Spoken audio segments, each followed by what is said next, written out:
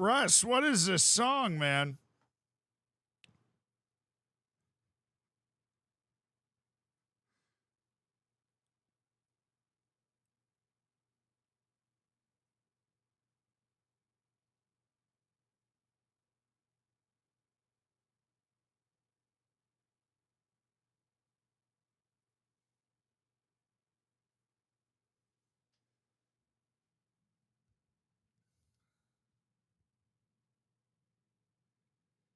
Hey, what's up, everybody? How you guys doing?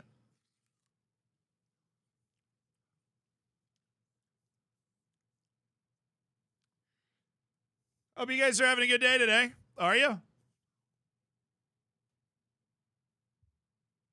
Hello, Zealand. Love your content. I love you, man.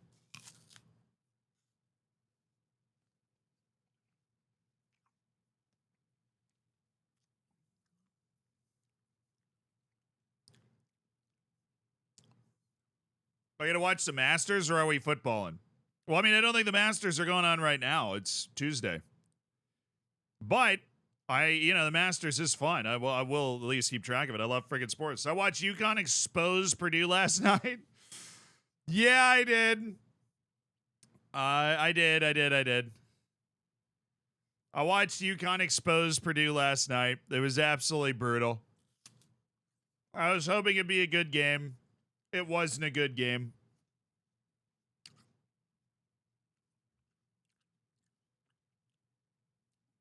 Ugh. Are you reckon to win the Arsenal game today? First off, I hope everybody's okay. You see the ISIS thing? But so it's Arsenal, Bayern Munich, Real Madrid, Manchester City today.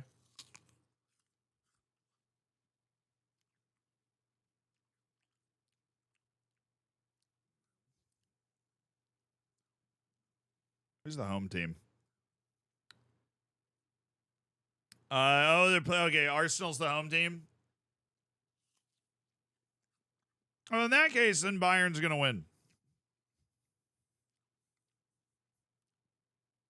You want my pick? Jackster, thank you for the 26 months, dude. Thanks for supporting the stream. Name unknown, thank you for the 14 months. That was good to see all you guys today. Hope you're having a good one. We got some Champions League coming up later. Arsenal, Bayern Munich, Real Madrid, Manchester City. That's exciting. John Doyle, thank you for the 37 months. I got drunk last night, and when I tried to walk across the dance floor to get another drink, I won the best dance contest. That is good. The Bayern fan I have, no hope. Season is finished. Hey, why have no hope? You're in the most, you're in the biggest trophy of the three still. Announced Jude Bellingham. What do I look like? Florentino Perez? Come on now.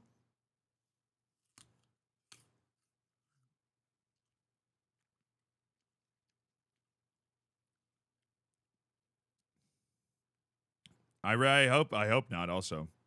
I hope I don't look like Florentino Perez. No offense to Papa Florentino, but he's only like 300 years older than me. How will I watch the Champions League matches tonight?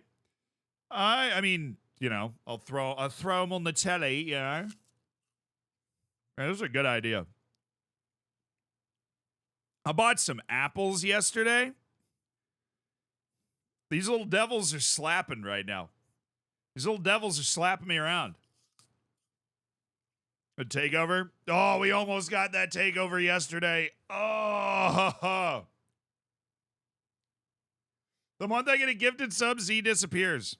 I didn't stream for 2 days because I had crippling food poisoning. I'm very sorry. Sarah Skywolf, thank you for the 27 months. Underrated, dude. These things are underrated. I can see why Eve fell for it, honestly, for real.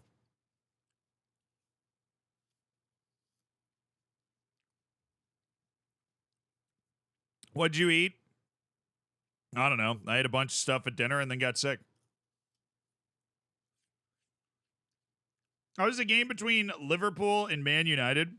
I mean, Liverpool got FM'd. Straight up and down. Liverpool got unlucky. They got FM'd. Wrong mistakes, punished spectacularly, right? Kobe Mainu is the business also. Kobe Mainu is the business. East Coast Reese, thank you for the 9 months, dude. Kobe Mainu is the business.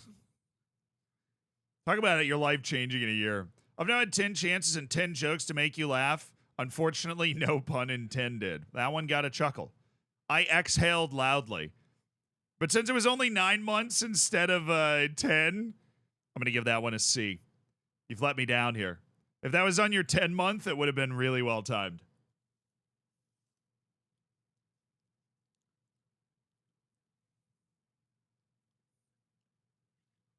Pulisic's still better than Kobe Mainu. How do you reckon Canada will do at Copa America? Maybe scrapes its way out of the group, but I think Canada being at Copa America is just going to be great for Canada. I think Alphonso Davies and Jonathan David, they're going to really enjoy that. Stephen Eustachio. What's going around comes around. Manchester Devils got FM'd against the London Blues. Wow. Way to avoid copyright in that sentence. You're definitely not going to get sued for copyright, T-Bar. You're not going to get an angry email from United's lawyers or Chelsea's lawyers after that sentence. That's very smart of you to avoid any potential legal issues. Very clever. Send an email to the New Game Facepack troubleshooting group. What kind of turnaround time do those guys usually have?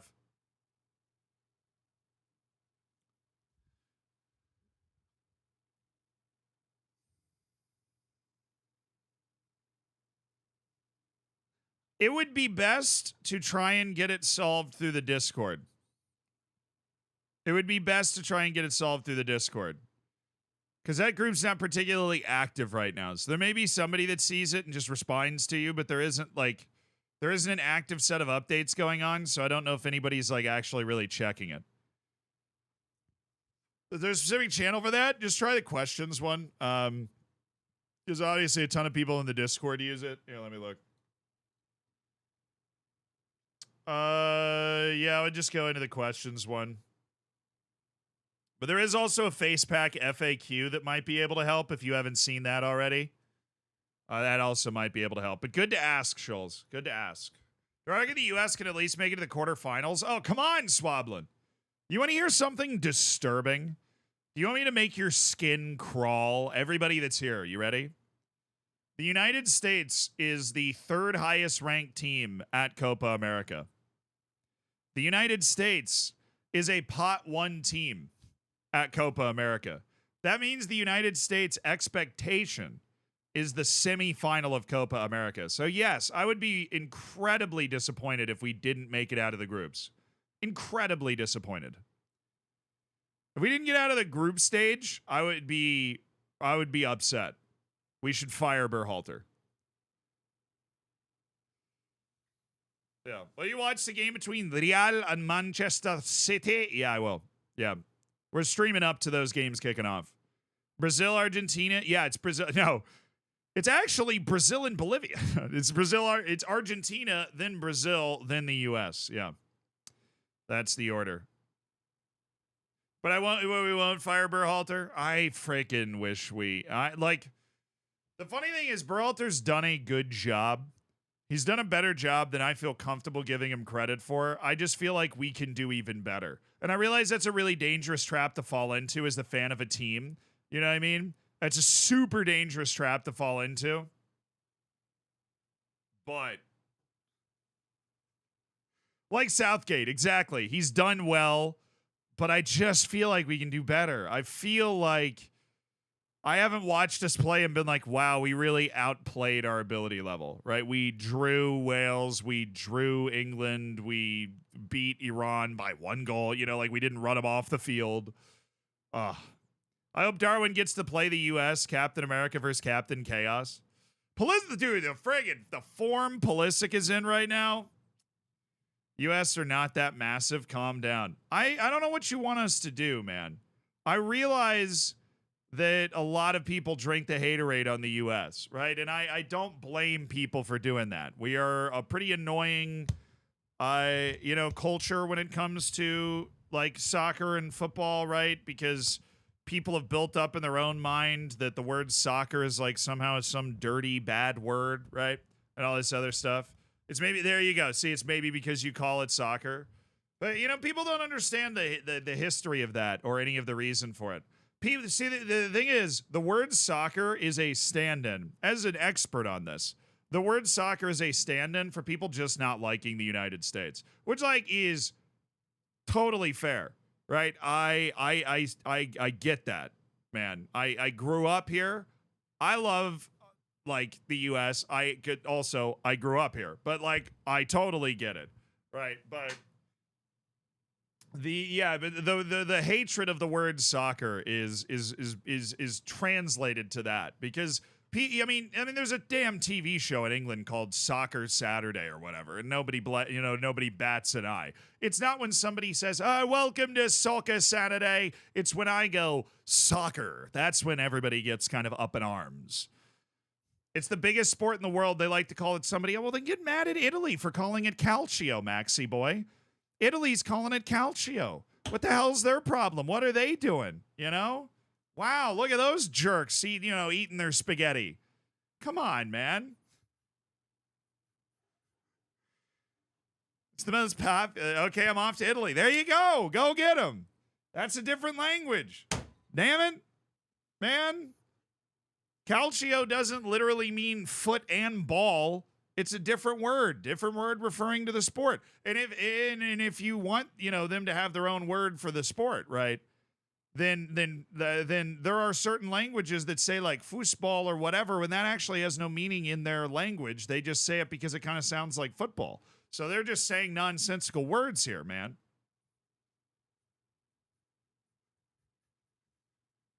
Australians call it soccer a lot. I know in Ireland, in certain parts in particular, they call it soccer a lot. Nah, people just care about it when Americans say it. People just care about it when Americans say it. That's the ugly truth. Do you want the ugly truth? Oh. Did wait, was there an update? Maybe. I don't think so. I already have the Football Manager thing open. I'm Greek. It's Podosfero here. Yeah, but that's definitely football because pod is foot, if I remember like ancient nonsense. So UK still salty about no, that's not it. It's just that there is a distaste for the US getting into the game, but this all spun off because somebody was saying like the US isn't that good. I'm like, dude, 3 of the last 4 World Cups made the knockout stage. Germany wishes they could do that.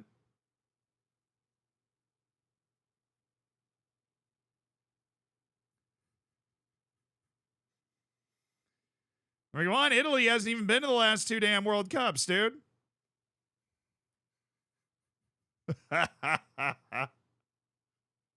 Italy hadn't even been to the last 2 World Cups, dude. So people that say the U.S. isn't like, like my expectations are too high for the U.S. I'm like, no, we've got, AC Milan's like 3rd best player, 4th best player is American, right? Juventus's best midfielder, according to the press, in like there is American, right? Because Weston McKennie apparently cares again. Like there are good American players out there. Yeah, we don't have our national team isn't nearly as deep as the best teams in the world. We don't have a bona fide like world best 11 superstar on our team, but we're really good. Like we have a really good national team. We're dragging Mexico. Dragging Mexico. That's the reason they call it calcio, dude. Just totally fair. That's fair. Folarin Balogun, yeah, he's doing bits at Monaco. What's he got? Like 15 goals this year. That's why Juve aren't winning Serie A. That's fair. They're still in the Champions League spots last time I checked. Right? So the U.S. will only be considered a world power when it makes the World Cup semifinals. It did. The U.S. has already made the World Cup semifinals. In 1930. Nice. It's harder to get to the World Cup in Europe than in CONCACAF? No doubt. But Germany's making the World Cup and finishing behind like freaking Costa Rica or whatever they were doing, Why wouldn't it count? Hey, man. That counts for me. 1930. You put the U.S. the World Cup semifinal in 1930. We were an incredible team. I remember that team. You know. Oh God, I forgot his name. I was about to sound so cool too. What was his name? Okay, Artist Geezer. Your playlist was throwing frames earlier, but I don't know if we're on it now.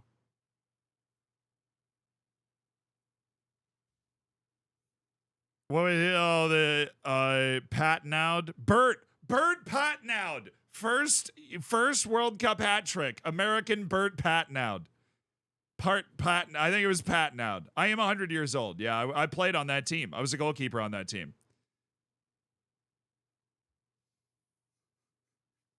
The United States actually has the highest finish by a non-European or South American team ever.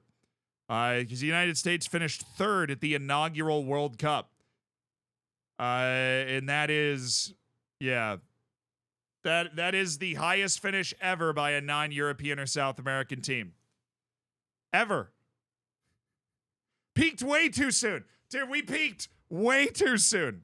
Downhill ever since. Yeah, we only made 2 more World Cups until 1990 after that. But what's the second highest finish? 4th. That would be South Korea, Morocco at the last World Cup. So 1 African team, 1 Asian team, 1 CONCACAF team. Mexico might have a 4th as well. I don't know. Yeah. But yeah, I need to get my picks. I need to lodge my picks publicly for this Champions League nonsense. Let's pull this up for dramatic effect here. So we've got first pick, chat. You guys need to make this too. You can, the chat saves here for 90 days until the VOD goes away. So actually, because it'll go on the streams channel, it'll save below the camera. So you'll be totally like plugged in. You'll be able to come back here and be like, I told you I picked Arsenal or whatever. Doesn't Patnaud hold the record for goals for the U.S. men's national team in a single World Cup? He might. I mean, he had a freaking hat trick. So you guys make your predictions. They'll be saved for posterity in the chat below the cam. Arsenal, Bayern Munich at the Emirates. I jokingly said Bayern Munich earlier. I'm going to be entirely honest. I'm actually picking Bayern Munich to win this game. They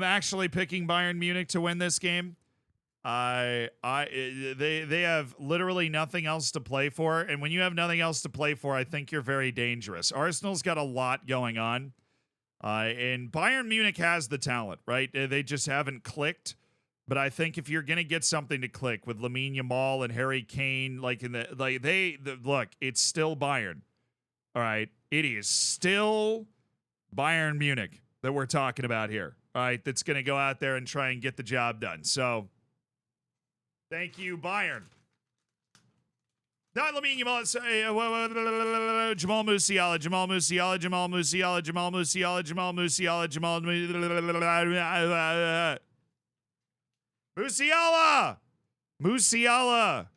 Musiala. Mixed up my Wonder Kids.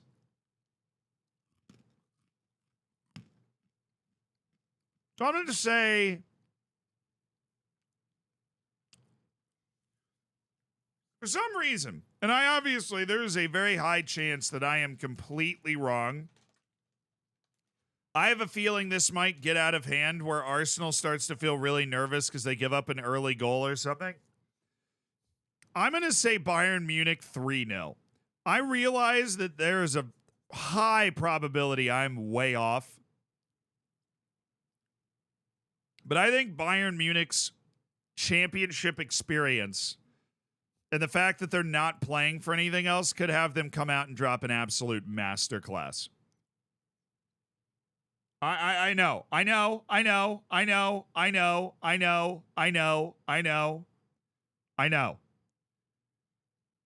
It's just a feeling. I'm not like an Arsenal hater, even though I'm managing Tottenham in this game. I'm not an Arsenal hater. I picked, if you remember, in 2021, I said that Arsenal was going to win the league in the next 5 years when they were like absolutely mudded. I think that was like after they had like a really bad start to the season. I stood on business and I said they were going to win the league in the next 5 years. I believe in the young core that they have. But I think that Bayern Munich is like a wounded animal sitting in the corner, and they're about to come out and smack them.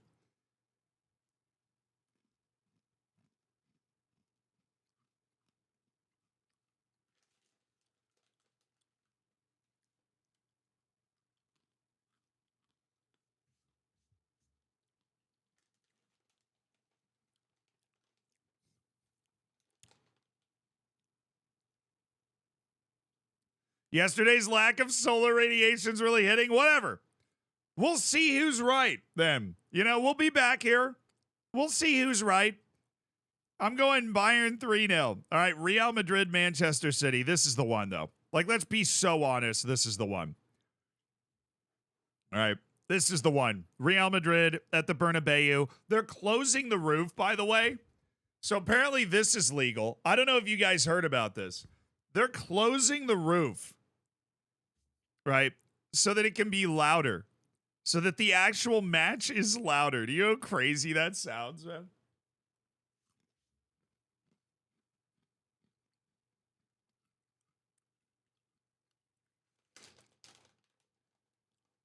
That's like some NFL nonsense. No, I don't think there's anything wrong with it. They do it in U.S. sports all the time.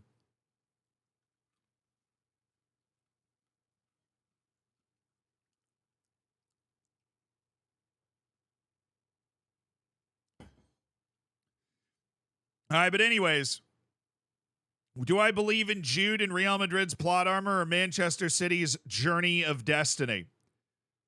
Draw. I'm going draw. Dampen, thank you so much for the prime. You can get your picks into the chat, but I'm going 1-1. I think that this is going to be settled in the second leg in Manchester. I am going 1-1. I think Manchester gets out with a draw. I think Real Madrid's plot armor prevents them from losing this match, and then it will all come down to like some crazy call. I don't want to give you a snoozy prediction, but I also got to give you what I'm feeling. You're right. Real Madrid is safe. They are running away top of La Liga, right? They've separated from Girona a little bit. Manchester City's involved in all that nonsense going on in the league. But I don't think Manchester City's going to get too comfortable. Manchester City's not going to overlook Real Madrid for a second, because Manchester City, Real Madrid is the Titanic battle of our age, right? Now, there's too much scar tissue there for Manchester City to be remotely comfy. So I think 1-1. I think a gutty, gritty 1-1. So I've got Bayern 3-0, which, look. You're just afraid to admit how right I am. But Dampa, thank you so much for supporting the stream with the prime, dude. I appreciate it. Haaland ain't scoring. I don't know, man. Erling Haaland does score a lot of goals.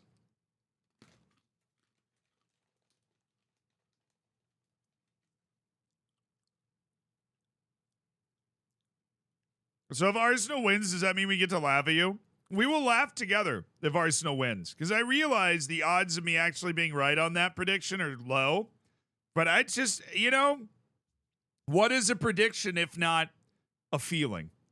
And I just have a feeling, right? I just got a little feeling. I got a little feeling that all those factors I talked about for Bayern Munich were going to kind of play into everything. But March Madness did end last night. If you made a bracket, we are gonna see who the winner was. Andrew King. Andrew King is the winner of the bracket challenge on the tiebreaker on the score over Kevin Smith. That is a heartbreaker. Wait a second. Hold on, I gotta change the song. I actually don't like this song. I remember that one. Okay. We have a winner of our bracket challenge, which means when the merch finally comes out, when the Zealand merch finally comes out, they will be sent their choice of item. And that is Andrew King. And I believe, did Andrew King guess it?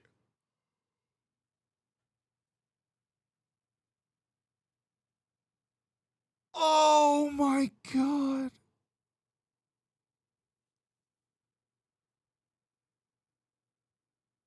Andrew, you absolute animal.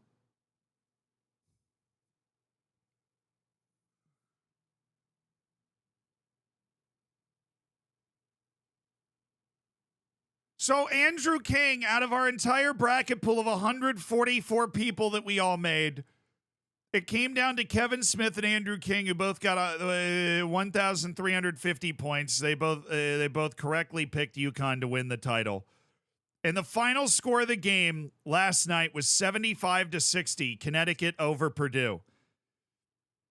Second place, the tiebreaker is the total number of points scored in the championship game, right? And so Kevin Smith, who ended up finishing second, guessed that there would be 133 points scored total in the final game. There were 135 because it was 75-60. Which, if you're Kevin Smith, how the hell do you not win the tiebreaker when you're 2 points off? And the reason that Kevin doesn't win is because Andrew King guessed the exact point total of the championship game. Guessed the exact point total. And then ended up in a tiebreaker where the other person was only 2 points off the exact point total. Absolutely incredible from Andrew King.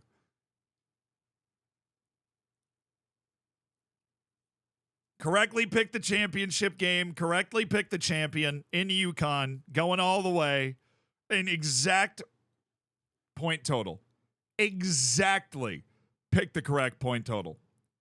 Both you boys go to Vegas? Yeah, I mean, they were both 97.1 percentile out of all of the hundreds of millions of brackets filled out on ESPN. But congratulations to Andrew King for being the winner. And you, dude, play the lottery today. Seriously, because holy smokes. Correctly picking the final score. And congrats to the other winner, last place, Eric Janssen, who dropped a grand total of 210 points. So Andrew King and Eric Janssen are the winners out of the 138 brackets that were actually filled out. 144 people were in the pool, but like 6 people forgot to fill the bracket out. So congratulations. I don't know if either of you guys are here right now, but we will try and post that and find those guys. Otto, thank you for the 54 months. Goodness gracious, dude. That is a long time. And Squire Gareth, thank you so much for the 5 months. Odds on a Harry Kane penalty tonight, very high. So congrats, Andrew. Congrats, Eric. Andrew, you absolute beast. And here's a look at what we've got coming up today for the glorious Tottenham Hotspur on our journeyman quest to conquer the world. We've got Manchester United at home to start the stream today. Then we've got Champions League at Napoli. Then we've got the Gauntlet of December, Crystal Palace, Everton in the League Cup quarterfinal, Nottingham Forest, a rampant Bournemouth team, and a real solid mid-table Southampton team that then leads right into Manchester City. Hell yeah, brother. But yeah, right where we're at right now, we are top of the league by 3 points, which is quite nice. Well, though we did lose a heartbreaker at home to Liverpool and drew away to Aston Villa on stream yesterday, we have created some separation. United, City, Bournemouth, and Liverpool seem to be involved. Although, you know, we have a match in hand on Liverpool and Chelsea at the moment.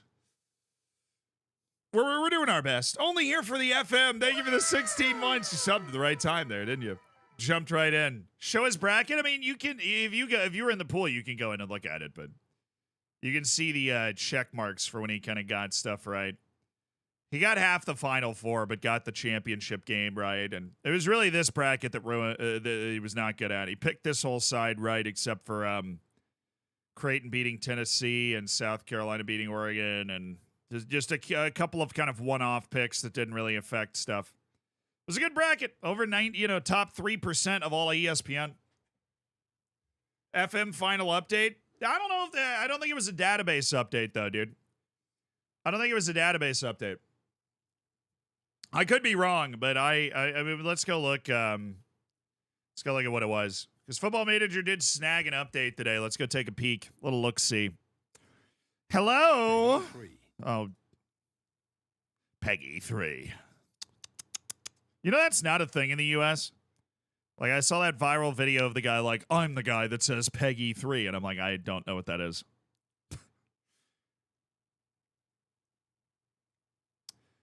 Am I hallucinating? I am. Yep. Okay. Community Hub, final. Oh, wait. Well, that was final data update. They add a new.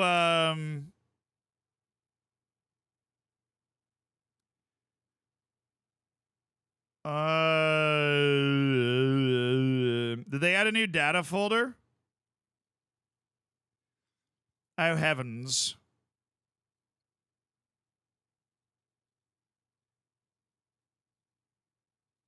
No, I don't think they added a new data folder, Swear words. They banned swear words. I love that. Gonna live forever. Yeah, no, they didn't add a new data folder. So it was technically a data update, but they didn't add a new data folder. Great news, brother. Torgiano, thank you for the prime. But nice. So what was in the update? I literally didn't even look. I just closed the whole thing out. I was like, The Community Hub update, brains back on. Okay. They crash fixes and general optimization. Where's the full update thing? Point deduction updates applied for applicable English, Scottish, and Welsh clubs. Fixed issues where users, managers are over 70 years old and unemployed can't get a managerial role. That's so funny. You're over 70 years old, you couldn't get a job.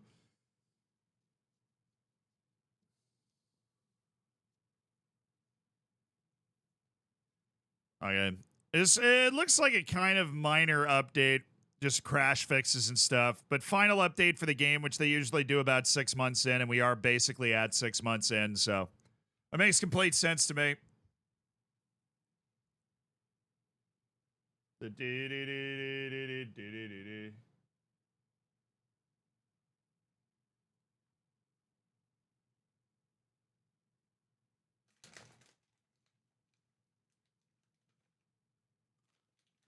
That happened to Omega Dad in Omega Luke's Glory Hunter series. Oh. I should make like a 99-year-old manager and just play as that. I feel like that'd be pretty sick. But we do it, yeah. So big day today, starting with, I hate starting a stream like this. We're literally starting with a match between number 1 and number 2. It's us and Manchester United, who have not won a title since 2013, so nearly 20 years since Manchester United's last title. So this is a minorly important match. Just just a little bit. And we don't have Rodriguez because he went and got himself suspended like the giant idiot he is. Just kidding, I love you. You guys want to fully send it? We could just do Javi Guerra as like the ball winner. Now let's just do Marcelo Enrique. Although Marcelo Enrique does make me want to break out in hives because his first touch is so bad. And so we're probably going to want to do this and then Rejovic. He does actually make me want to break out in hives.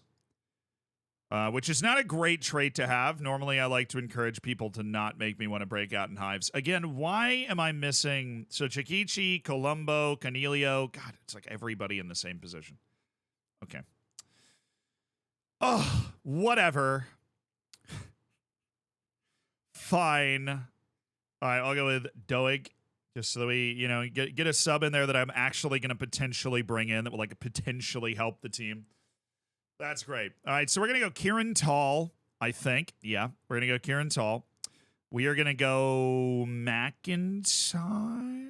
Yeah, sure. Seka, Indrik, Guerra, Rejovic. Yeah. Vandeven, Inacio, Hato, Rico, Lewis, Gongstead. Ah, how original. A 4-2-3-1 with two defensive midfielders. Incredible. I never saw that one coming. Oh, I got Mason Mount, Rasmus Højlund, Anthony Rashford. Dude, that front four has been together on this team for like legitimately 8 years. That is crazy. They've all been there for like a decade, man. The entire team is intact. They're just still there.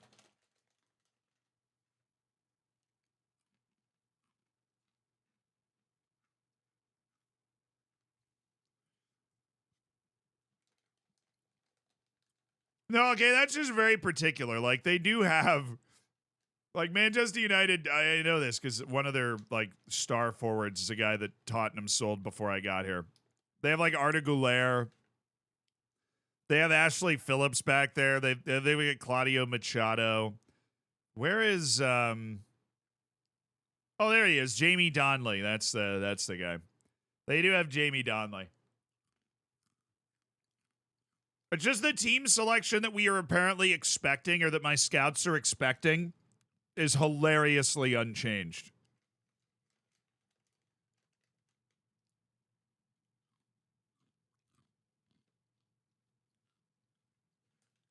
Jamie Donnelly. You might not know who he is, but if you play Football Manager far enough into the future, you know who Jamie Donnelly is. He gets really good, man. He gets really good. I think Tottenham sold him for like some kind of crazy money recently. Like a year before I got here. It was like 150 million or something absurd. All right, this is a massive match, man. This is a massive match, okay?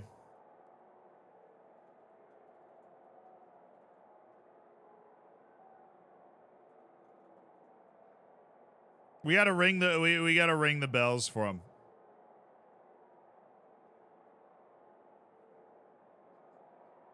All right, boys.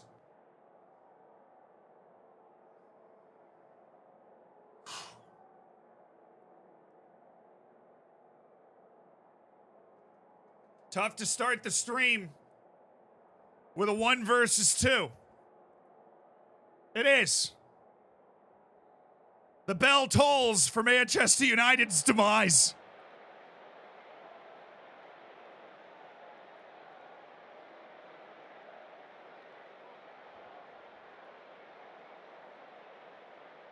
I am not losing to Anthony. Watch him score a screamer. No, get out of my kitchen.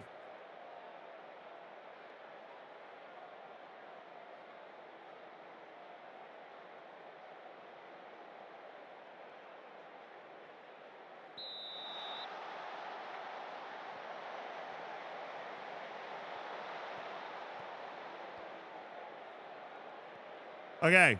Okay.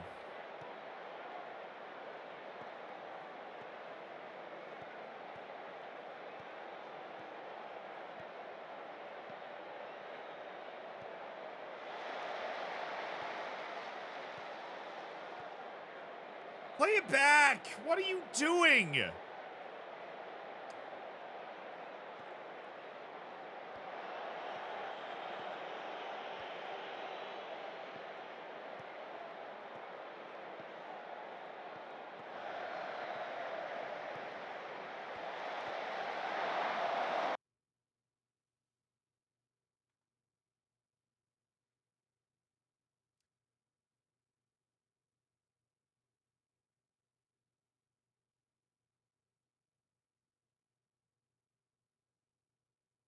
No, we're good. We're good. We're good. We're good. City just went one up on Arsenal there. Yeah.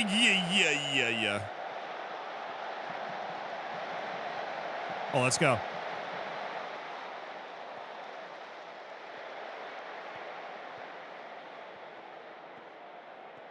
Come on. Freaking pass that. That way. Endrick?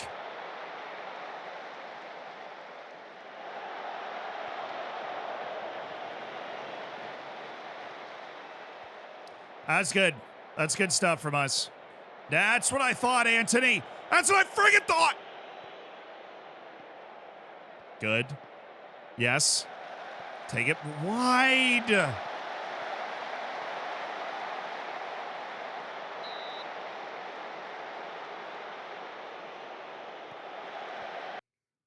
would have been a nice gift. Sleeper agent on the other team.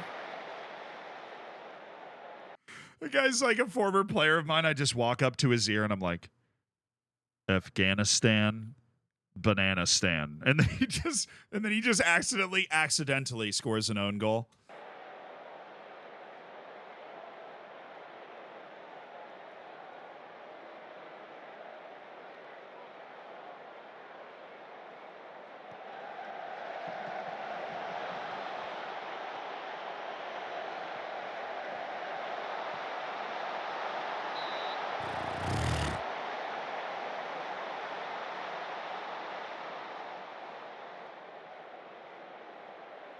That sucks. What did the update do? Nothing really.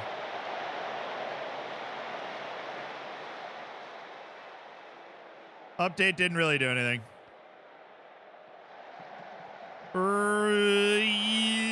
Oh, he's offside. He was always offside. We look like the better team, though. We're getting all the highlights now. Full match momentum control.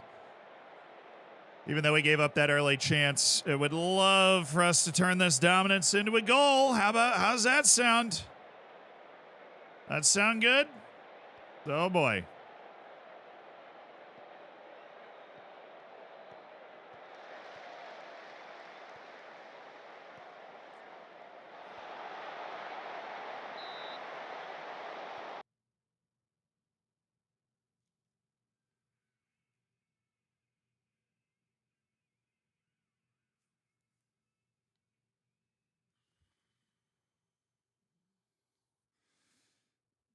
Bro!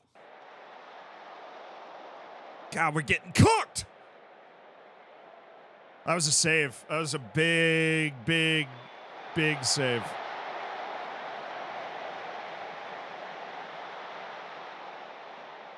Kasper Gangstedt in the big moment. But they did not deserve that chance. Oh, okay. We can. I'm going to go with a lukewarm team talk. Eyes are on Guerra. It's actually not doing super well. Endrick and Kieran Tall is on a 6.5. They've made a change. Not for one of the guys that we were I don't think so. Yeah, no. They switched their halfback or whatever they got going on over there. Vandeven. Okay, lay it out. No.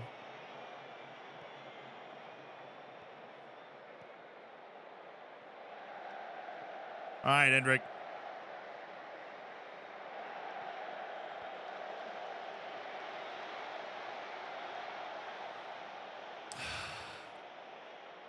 Man, they've got the last 4 shots in this game.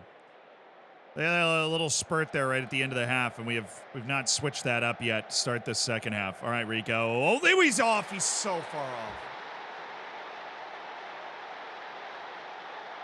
He's in a different area code. That's not it, dude.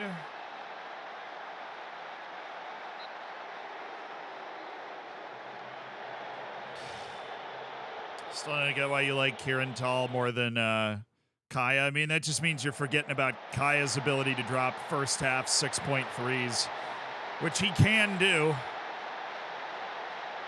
I mean, I like Mujahid Kaya a lot, but he is far from flawless when it comes to playing center forward because he is not a great finisher, which is not something that's like, super important, but it is still like Kieran Tall is a much more natural advanced forward type. Rejovic spinning the magic ball. Seka, Bellarmino, Seka, Kieran Tall. That's what I'm talking about. That is exactly what I'm talking about. That right there.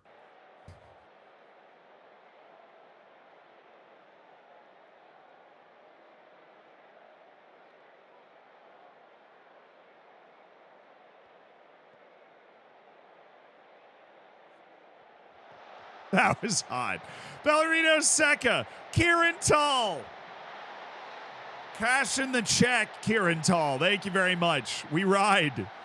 We ride at dawn. What's the music? I have no idea. We're still listening to Hardest Geezer's playlist. This is an 8-minute song, so we'll just hit the next one. Ross, thank you so much for the 20 months.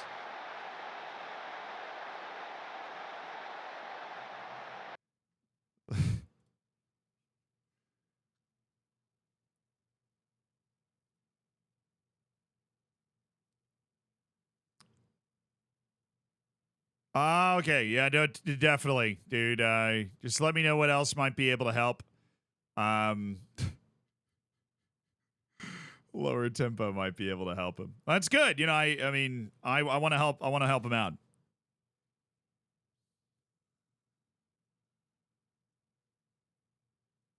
All right, I'm going to get McIntosh's been good, but he's low on energy, so I'm going to get Mushite Kaya and Kazu Kanda in just to get fresh legs in the wings.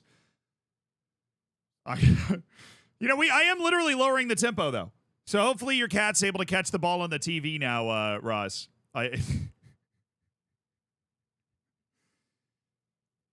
Miguel Lucius, no, Rosales. Jarrell Hato's just not been playing that well, I guess, maybe. No, I mean, I would go Doig for Vandeven. Just bring in a big or actually, what we can do, instead of putting Doig in, I'm going to put Rosales in and then move Jarrell Hato over to the left back position.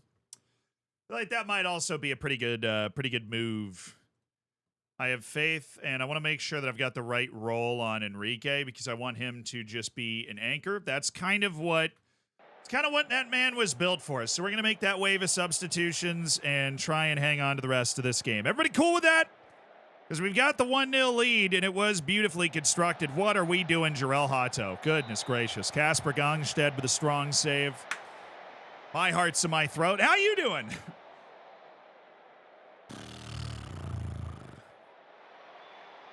Pass into space with lower tempo. Well, we still want to utilize our pace in the counter.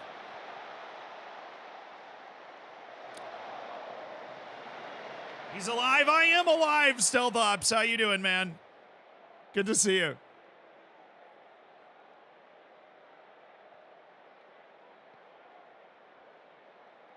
All right. Enrique bothers me when he has the ball. That is brilliant from Gongstead. I mean, brilliant build up there. Oh, my goodness. This is lovely. Mushait Kaya. Oh, that's my ball. Thank you very much. Kazu Kanda, what are you doing, man? What are you doing, Kazu? Oh, little Sale is all great. Check back, and now we're... All right, I'm getting a little tired of these terrible attempts at counters that we're putting together. That combo out of the back after Gongsted's brave pass to Rosales was really pretty, though. All right, guys. I like the drop-off, actually, is really helpful seeing out of game because those boys are sprinting back. Oh, that's really well done by Inacio. Please be...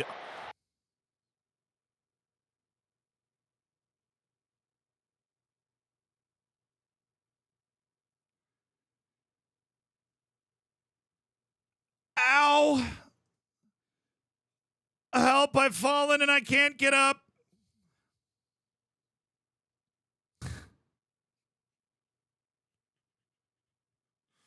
Dude, what the hell, man? Anthony, really?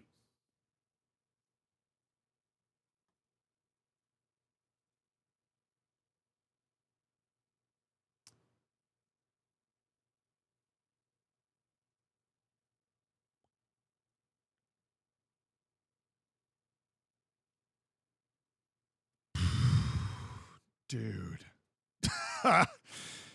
Dude.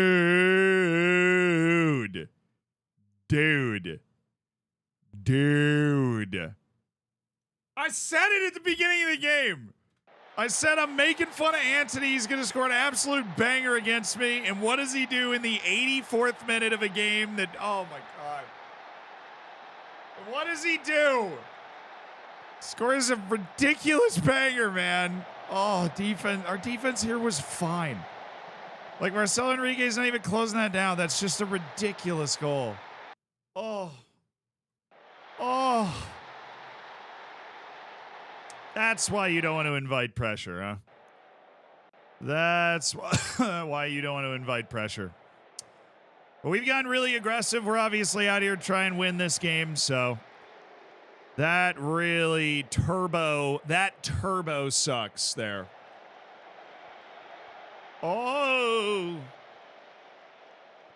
Why do I take the pressure off after scoring? I didn't take it off right after scoring. I took it off for the last 15 minutes of the game. You know, it's a confirmation bias thing. We kill off a lot of games success. Oh my goodness, Lucius, you melon!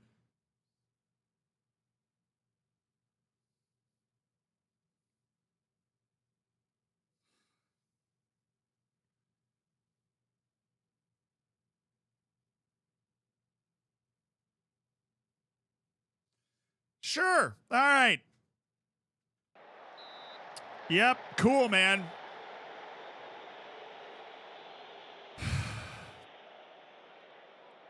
But we successfully kill off a lot of games by going into that. I mean, if we're gonna make our opponent score the goal they just scored to score late in games, that's something I can live with. It's just a really, really good goal.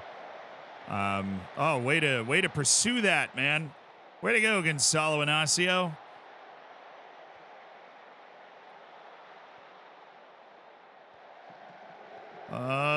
He was off. The dude was literally hit Rashford standing in an offside position.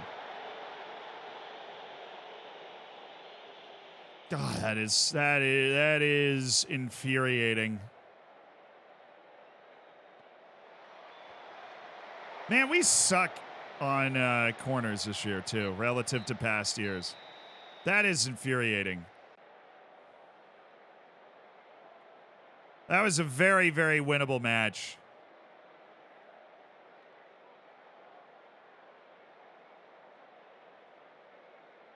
God.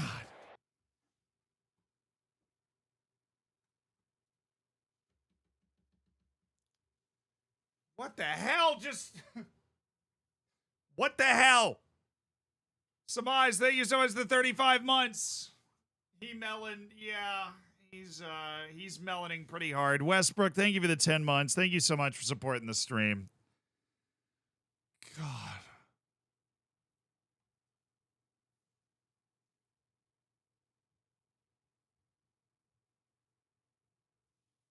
Dude, what the hell, man? What the hell was that? That's ridiculous. All right, Napoli. I gotta figure out what rotation I want with my team because I guess, do I want full first team for Everton? So then we'd have to go full first team for Napoli. I mean, Champions League, we're looking really good. We've won all 5 of our Champions League matches, including a stunner at home against Arsenal that we pulled last time. You win away against Napoli, we're on 18 points. I think we'll guarantee a playoff spot at that point. But what we're trying to do is guarantee that top 8. We're obviously killing it in the Champions League right now. But top 8 was the minimum goal. You just got to be in that top 8. You get to the last 16 as a bye. And then you're a seeded team for the last 16, which is obviously also incredibly helpful. God, what a ridiculous result that was against United. That was so stupid. Big man, thank you for gifting Mighty Melon a sub. Deserved. Mighty Melon, I'm sorry I went after you. I didn't mean to call him a you. You know, you're great, Mighty Melon.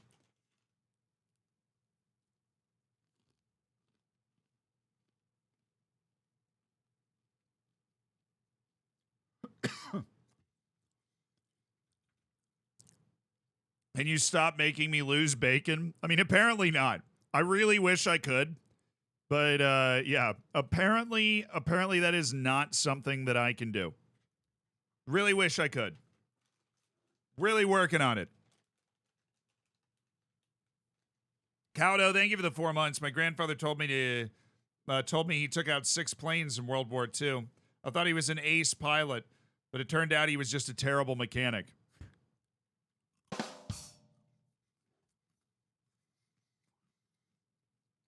It's quality. That's a quality dad joke right there.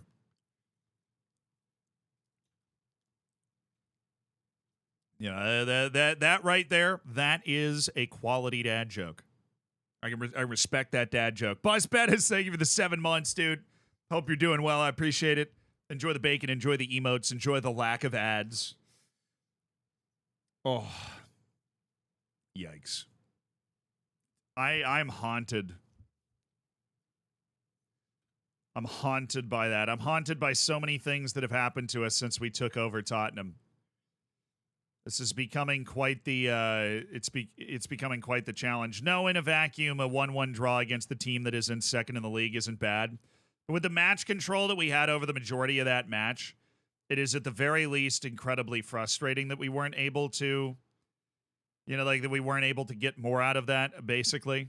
We should be able to get more out of that than we did. Rosario Renai. That is an unbelievable athlete. Has that dude ever considered just going for the Olympics instead? Like, he could just go run the 100-meter dash there and leave everybody else alone. Just in case he was, I just wanted to throw it out there. Never a bad idea to entertain a career switch. Do a little Jonathan Kwarku kind of nonsense. Don't think 20 agility is going to be able to carry that guy up to a point where I actually want to sign him. Definitely never going to sign this guy. Okay. Thank you to my scouting department for somehow managing to put my entire short list in my inbox every month. Very, very impressive. Oh, this guy. The reason that guy's on my short list is because he's a great break glass in case of emergency player. How much is Ivan Alves running for? He's still at Hoffenheim. They're valuing him at $176 million. You know how sad that makes me? This sad. I love that guy, man. What do you think of the whole Fenerbahce situation? You ever look at something and you're like, I kind of understand where both sides are coming from? I understand where Fenerbahce is coming from. They feel like they've been treated unfairly. Their players were put in really dangerous position when the players, when the Fenerbahce played in a game fairly recently where after the match, fans of the other team kind of stormed the field. And, you had Michy Batshuayi, roundhouse kicking a dude. It was a pretty wild situation. But so Fenerbahce is kind of exploring leaving the league. And they threatened, if they didn't feel like strong enough action was taken against the club. It was Trabzonspor that allowed their kind of field to be overrun, that their team would walk off the field of the Super Cup. And they did. They walked off the field of the Turkish Super Cup or whatever tournament it actually, whatever tournament that thing was. They sent their U19s as the team sheet, and then they literally took the field and then just walked off at the first whistle. And I can also understand where the league's coming from, where the league is like, well, we don't want to get pushed around by a club because that'd be setting a bad precedent, right? Gripped by Champions League fever, are you? I see, Napoli. I see. Congratulations. I don't know what you guys make of that situation, but I understand the league is like, well, we don't want to get, we don't want to get bullied by one club, and we got to stand up to them and be strong. But at the same time, you really have to understand why Fenerbahce feels like it is being unfairly targeted and like it's being taken advantage of. And honestly, a lot of bad things keep happening to Fenerbahce. The Turkish league is in a bit of disarray. I don't think the actual league structure is necessarily in disarray, but definitely the administration of it. I think it's probably down to the owners. I would imagine it's the owners. I mean, you got owners walking on the field, pulling their teams off the field before the end of matches. That happened once, so not plural, singular. You had an owner that punched a ref so hard and broke his face after a match. I mean, there's just like a different understanding of what's kind of acceptable to do. People, can you imagine like a Glazer walking down on the field and pulling Manchester United off the field before the end of a match? I mean, it's just incomprehensible. Like, it feels impossible. But that's kind of what's happening over there. And Fenerbahce is legitimately exploring, well, what other leagues could we play in? Like, they're asking that question. It's a very interesting question because I think, based off the way the world works, I think we are inevitably headed towards a world where that question's being answered. Like a world where, hey, man, you're You know, you're like you've got team. How do I word it? You've got teams in leagues that are not from their nation, or like regional leagues instead of national leagues. I think particularly in Europe, we are headed there because the financial benefits are there. And anytime the financial benefits are there, people are like, you know, if people around the game have proven anything, it's that they're going to do it. Like if the financial benefits are there, they're going to do it. And, you know, we've got that to look forward to. All right, I'm going to start Bellarmino Seka. I don't expect him to finish this game.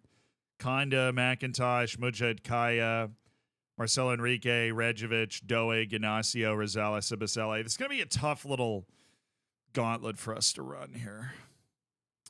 To see how we can get through this. Hopefully with copious substitutions. But this is still a good team we're putting on the field. We're just short, you know, because of suspensions and whatever and injuries, we're short a few guys. Shigechi, Colombo, and Rodriguez all missing out today. All of those guys would be involved in the team. So that sucks. But Napoli is, I don't know how they've been recently. I haven't really seen them around the top of the game. So they finished second last year. So they're actually pretty good, but they're eighth this year. So they don't seem to have the best team, or they're not playing. You know, they're behind Salernitana in the league. So even though we're on the road and we've struggled a bit on the road, should be a match we're able to win fairly comfortably, especially with a guy like Bellarmino Seka going out there and getting a start. So we'll take care of business today, hopefully, ideally. Elliot, thank you for the 33 months. Football is a sports headed towards a breaking point. It's one issue after another. I mean, that's like particularly in Turkey, obviously, that they're having all of those issues. But I think like for what you're going to get first. I think I've talked about this a little bit. Like I've talked about this a little bit in Zealandism before, I think, but you're going to get like a Lowlands League. You're going to get probably Belgium and the Netherlands once they figure out how to make that work. And then, I mean, we're going to basically creep towards the Super League, essentially. But obviously, based off the fan outcry, I don't think a Super League would be a bad thing as long as it's attached to promotion and relegation. Right? The idea that, like, you know, they're like regionally. This is probably 40 to 50 years in the future, if I had to guess, if I'm like making a prediction. Do I think City will be punished? Yeah. It just takes a really long time to investigate 115 charges. One dead dude. Thank you for the year. Appreciate the prime, brother. Yeah, Z loves Papa Perez. I don't, but I respect him. Papa Perez usually gets what he wants. He's very good at his job. I just don't like him. All of that's true. He's very good at his job. I just don't like him.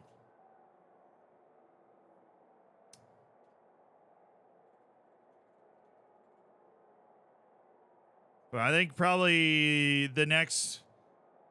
we'll talk about it in a second. I've got to... Hold on. They're playing the anthem. Oh, God. Sorry. Where do I stand?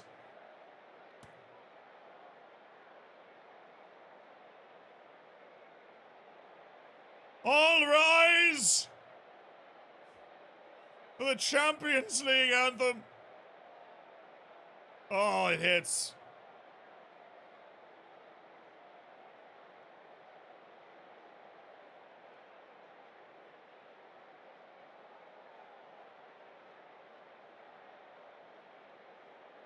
Free you go, boys. Let's go. All right. It's away to Napoli. There's not a ton of pressure on this game. If we lose, then we'll start feeling pressure again. We kind of went over... He's offside. We kind of went over this earlier. Where, you know, we've won our first 5 Champions League matches, so... depending on what other happens, we probably need 1 win out of our final 3 matches. Now, if we can get it away against Napoli... This is our final road match of our Champions League calendar also. So a win, like we have 2 home matches coming up in the Champions League after this. Seka, Doeg, Konda with the vert. Dang it. What part of Italy is lasagna from? Is it from Naples, like the southern part of Italy, or no? We have none of the ball. We have none of... They have 69% possession right now. I don't even know. I don't even remember what the ball looks like. Good to be back, Lord Bob. Thank you for the 13 months. Appreciate it, Elliot. Thank you for the 33 months. Thank you guys for supporting the stream. Doic, good run. What do we got here? Enjoy your lack of ads. Festi Ebisele, Rancevic, Konda, Kaya! Oh, that was pretty. Sharp play. That was all onside, too.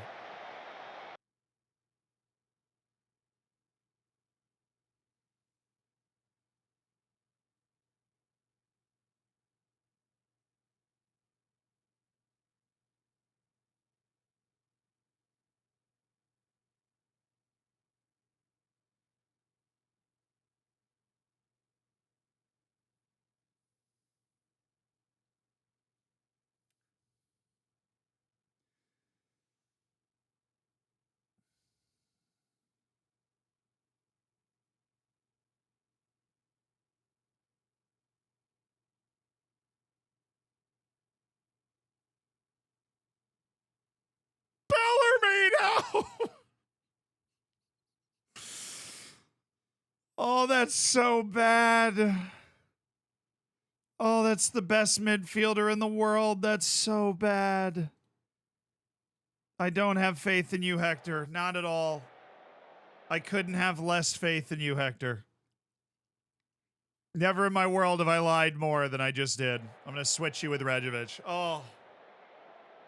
Oh, that's so bad, dude. That is terrible. Bellarmino Seca down with an injury inside the first 20 minutes.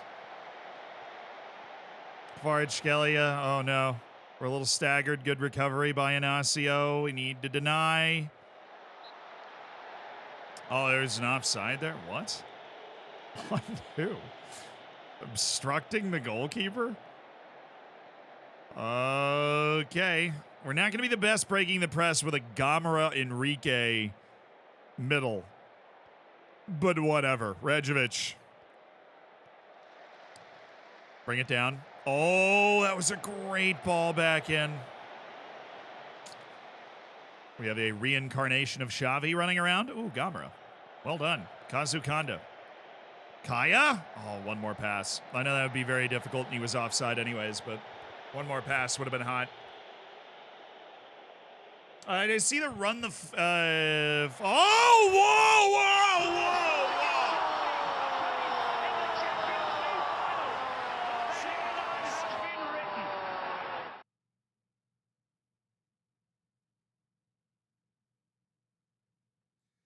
Oh! Goodness gracious, Mamma Mia! It's Jenny's Rejovic in the Champions League! The Bosnian bad boy! With a wonderful strike in Naples. Woo! God, is it hot in here, or is that just me? Hello. But yes, I saw Run the Foot Markets play in FM, sorry. Which is awesome. He followed me on Twitter, so I sent him a DM. We talked for a hot sec. He's excited. He's really excited to get into it. So we might be playing together in the future. But no, yeah, that's cool. I kind of heard the name before, but I'd never really seen his stuff because you know me, I was never super into FIFA, at least in terms of like consuming content about it. So no, but a lot of people were trying to link us up on Twitter and everything. So I'm excited. He seems like a great guy. Apparently he lives in New York too. So, see, colonizing all the EAFC. I'm comment. Did you just call me a colonizer? What do you mean? What do you mean? I don't get complacent. No, I'm just gonna say I'm happy with your performance. You know, we had our talisman Bellarmino Seca get hurt. Hopefully, it's one of those like 3 to 4 week injuries, and he just misses December. That's what we're hoping for. Ref.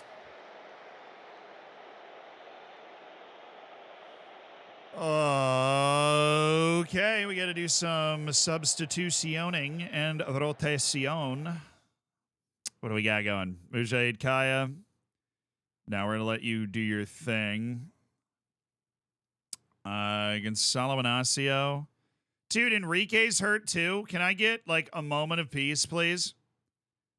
I'm going to bring in Javi Guerra for him. Who else is somebody that we're going to have to baby a little bit? Gonzalo Inacio, maybe. I do want to make one more substitution at this point, though. Let's take Kazu Konda off and bring in Endrick. Or not Kazu Konda, I mean Janis Redovic. Because we're definitely going to need him. But I don't think Rodriguez is friggin' back yet. Okay. Because I only have 2 substitution windows left, so I wanted to get multiple guys in the field with that change. Then we'll get Ignacio and whoever the hell else we want to get. McIntosh, maybe, since he's, like, starting now. It's getting ridiculous out here. He's tired of EA. Yeah, it seems like there's a lot of, you're talking about around the foot market. Seems like there's a lot of disenchanted EAFC players. Or like EAFC content creators. Oh, that was some pretty passing. That was some pretty defense, too. Like a lot of people that have played FIFA or EAFC for a long time and made content around it for a long time that are just kind of disenchanted with the whole process. No, the Rodriguez, it was a straight red for both. Oh no! Rosales, nice tackle. That's a savable ball for Gongstead. There we go. Konda, you.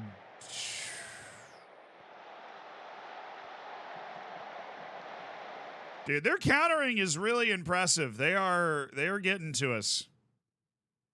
100%.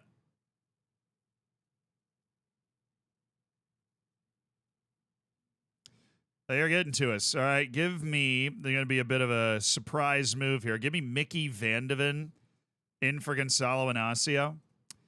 Thank you. And give me, we got apprehensive Francisco Rosales. Dude cannot handle pressure at all. Well, I mean, Mujay Kai has just been terrible, so I'm going to go ahead and get him off. But I literally don't think I can do that. Although, if I move Endrick over here and play him as a winger, I can move Konda here, and then I've got a midfield spot. I can bring in Rico Lewis here. No, I can't. Yeah, I'm going to leave Mujahid Kaya in. I'm going to make him a complete forward. And then I've got McIntosh here. I can bring in Rico Lewis. I can move Rico Lewis down here. Gamer over there. Guerra over there. It's really easy, guys. It's like a super easy change. I don't know why you guys didn't see that. I mean, seriously, just a really easy change. Just a super logical adjustment to the team there. All right, tactical shift. We're going to try and hang on to this because we have looked the worst team for the last 10, 15 minutes. He's off, and he missed it. That dude lives offside. Like miles off. He's not even close. He is so far offside. Oh, come on, Konda. Slip pass. Javi Guerra. That's it. It's 2-0. Champions League night in Naples, and it goes to Tottenham Hotspur, who own this Champions League stage. They are the team. Lovely bit of interplay from Kazu Konda and Javi Guerra. That's box-to-box midfielder there making that run. That is fresh legs and optimism right there for old Javi Guerra. All right. Well, that makes me a lot more comfortable because Naples, ye old Naples, was putting some pressure on. We do not deserve, I don't think, to be 2 goals up in this, but Gongsted's been rock solid, and we've taken some chances, so we're in a good spot. Oop. Oop. And it's in! Alex Murray with the nerves. Damians, thank you so much for the prime, dude. So I got out of the FIFA cycle of to FM a few years ago. Does anybody actually buy FIFA anymore? I mean, clearly a ton of people do. But I feel like there's a pretty large barrier to entry to it now. You know what I mean? Like, I really struggle to know what's going on. Like, people, I remember when I was getting ready for the EAFC launch tournament, and I was having you guys, like, explain what SBCs are to me. Like, it's the same thing as, all of us here, at least a lot of us here, have or do play Football Manager. And so the lingo of Football Manager makes a lot of sense. But when you step out of that world and you actually just talk to people who like maybe play it a little bit or kind of play it, it starts to not make a lot of sense at all.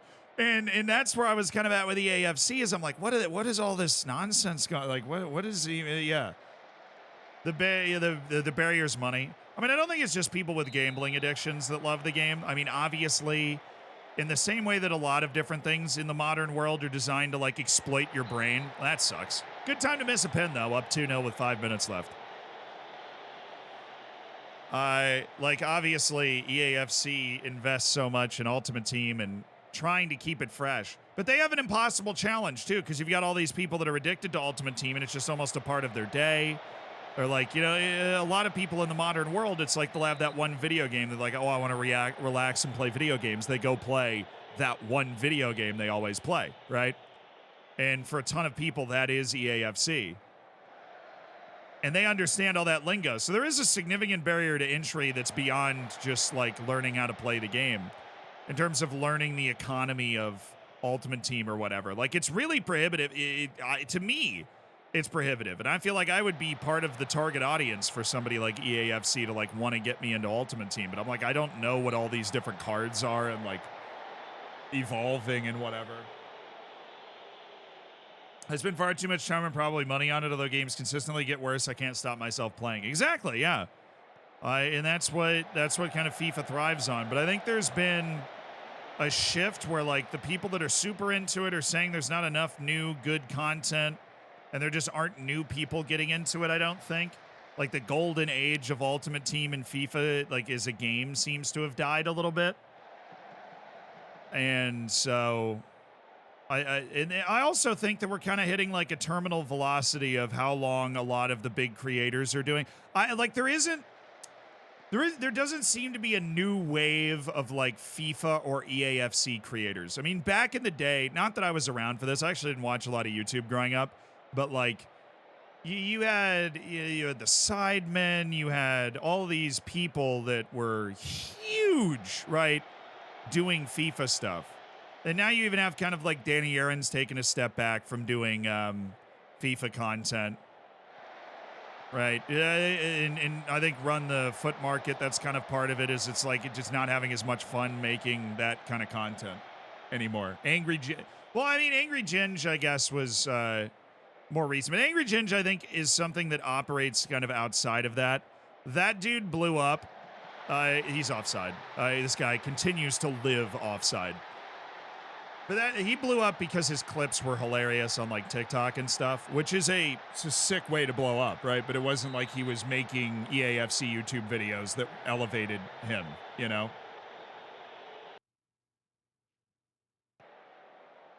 Apparently they made record profits this year. Yeah, and to be perfectly honest, as much as you'd love for EAFC to care about reviews and everything, the only thing they care about, for better or worse, is how much money they made, right? So that's what's going to dictate their decisions.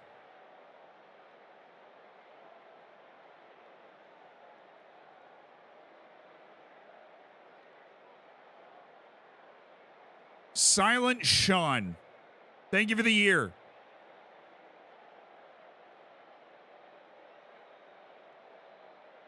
Oh, no, you don't even need to tell me. I know that was right. Ginge now, but yeah, I think pro clubs with other content creators. I actually had that idea like a year ago.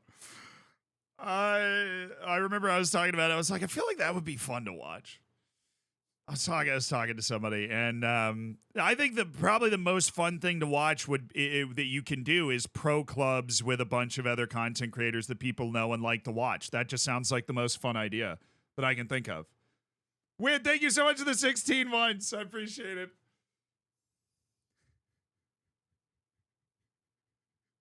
Thank you for the 16 months. Rest in peace, Z's wife, hashtag Crusader Kings. Absolutely brutal. That hurt. Contact Center Girl, thank you for the 30 months. You said thank you for all the great streams. I'm going to say thank you for supporting the stream as much as you have over your career as a hammer. And thanks for making so many people's days, the different gifted subs that you've thrown around as well. D'Ange, thank you for the 3 months. I really, really appreciate that as well. Thanks for spending $5 of Jeff Bezos money. Enjoy your lack of ads. They do it as RP. Yeah, that works. Taking that concept over. Chat, it's only a 2-week injury for Bellarmino Secca. Cheers, boys! It's only a 2-week injury. Enrique's 4 to 6 days. Kaya's 1 to 3 days. We will survive. We will survive. We are. Oh, wait. With 2 matches left?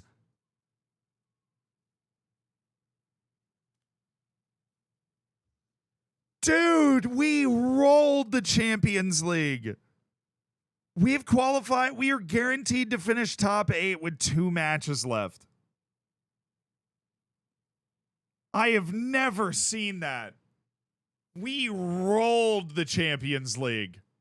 Overconfidence? No, I mean, that is good because it just allows us to really rotate for the final 2 Champions League matches, which are also both at home.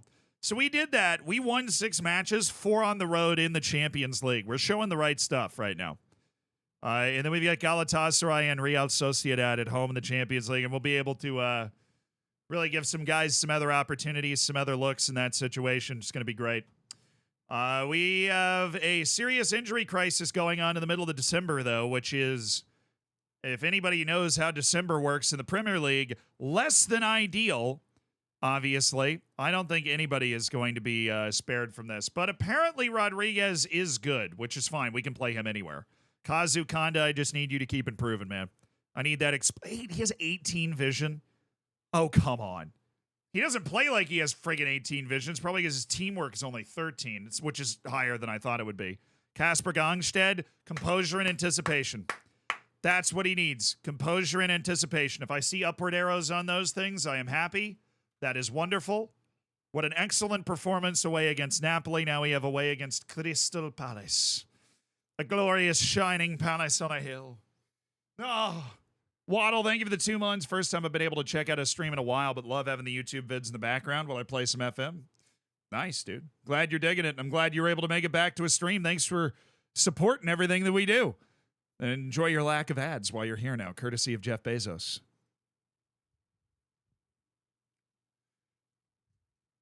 It's out of nowhere, your January looks doable. Hey, I'll take that.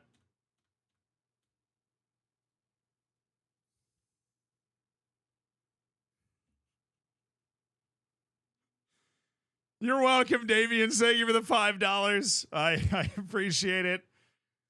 I'm glad, I'm just trying to help the world get a little better at Football Manager. That's the least I could do. Ebisele. Oh, we have one great striker and the rest of our intake sucks. Dude, I'll honestly take that. Ebisele's now, what the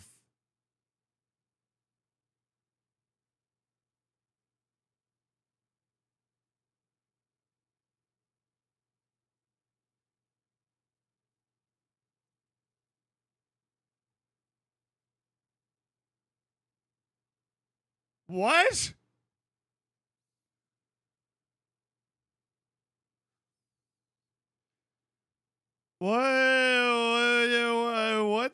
What the hell?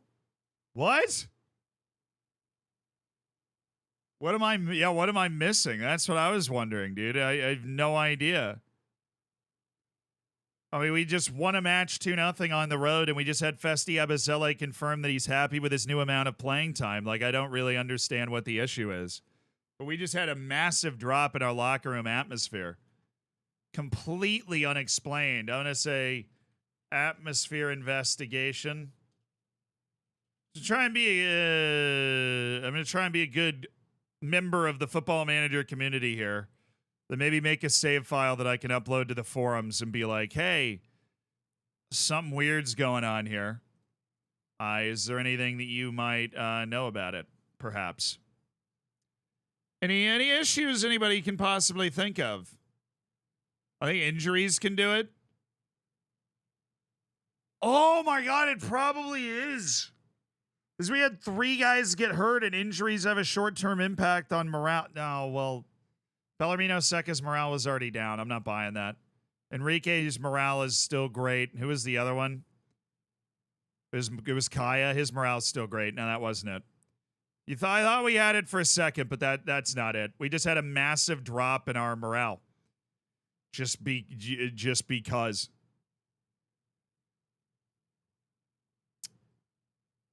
Oh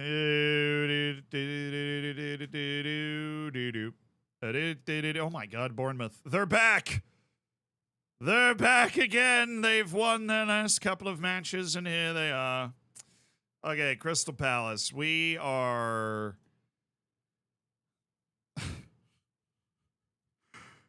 short a few guys for this match, just a little bit, but let's build the best team that we can here first. That's Jarell Hato, Inacio, Van de Ven, and old Captain Rico rolling out there.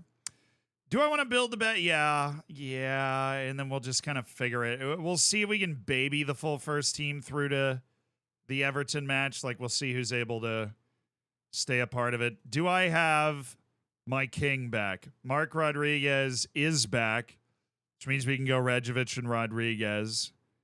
I do not have an attacking midfielder that I like. I do have Kieran Tall, who is able to step in and play there. Oh, Ryan, so it was you. Thank you for the 50 months. That is an insane number of months, Ryan. 50 freaking months from Ryan Jones. Goodness. 50. Yeah, it was because it said I had two good strikers coming into the youth intakes. Like, morale. Poof. See you later, dude. Morale is dipping out for the season. Gonzo. All right, so who are the guys that were a little concerned about their playing time? Just want to make sure that oh, nope. Not a team meeting, if I can help it. So McIntosh should be happy. I don't know why he's upset.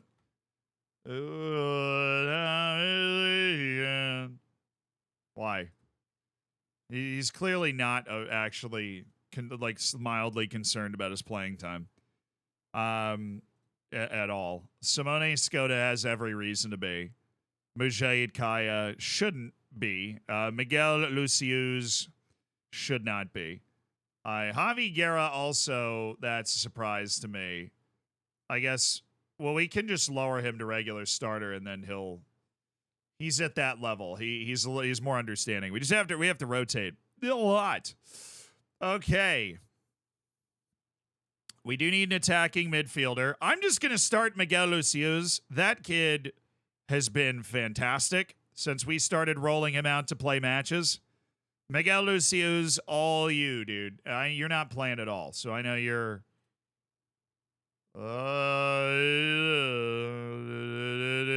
probably... He is going to get upset soon about his playing time.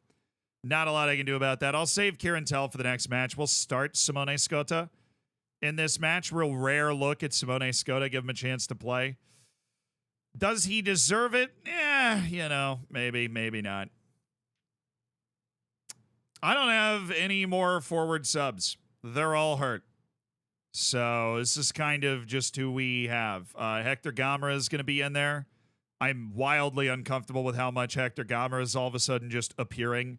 And Mujahid Kaya is going to be on the bench, but I can't imagine myself using him with that kind of fitness. It's very low. Not great. YouTube VOD Frog. Hope you're living up to your name. Thank you for the 5 months. I appreciate you supporting the stream. What's the correct way to greet a female duck, Millardy?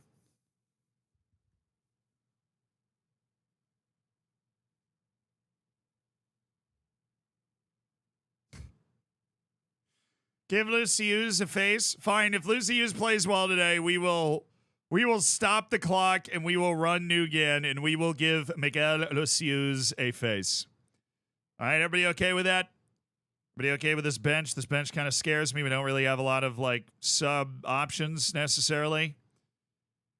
This is what we're doing. Away against Crystal Palace. These are the dog days of the season. You coming out of a few injuries. These are the types of matches you got to be able to deliver in. Looks like their striker's going to be dropping, but their fullbacks are going to be really aggressive, so we need to make sure we close those down.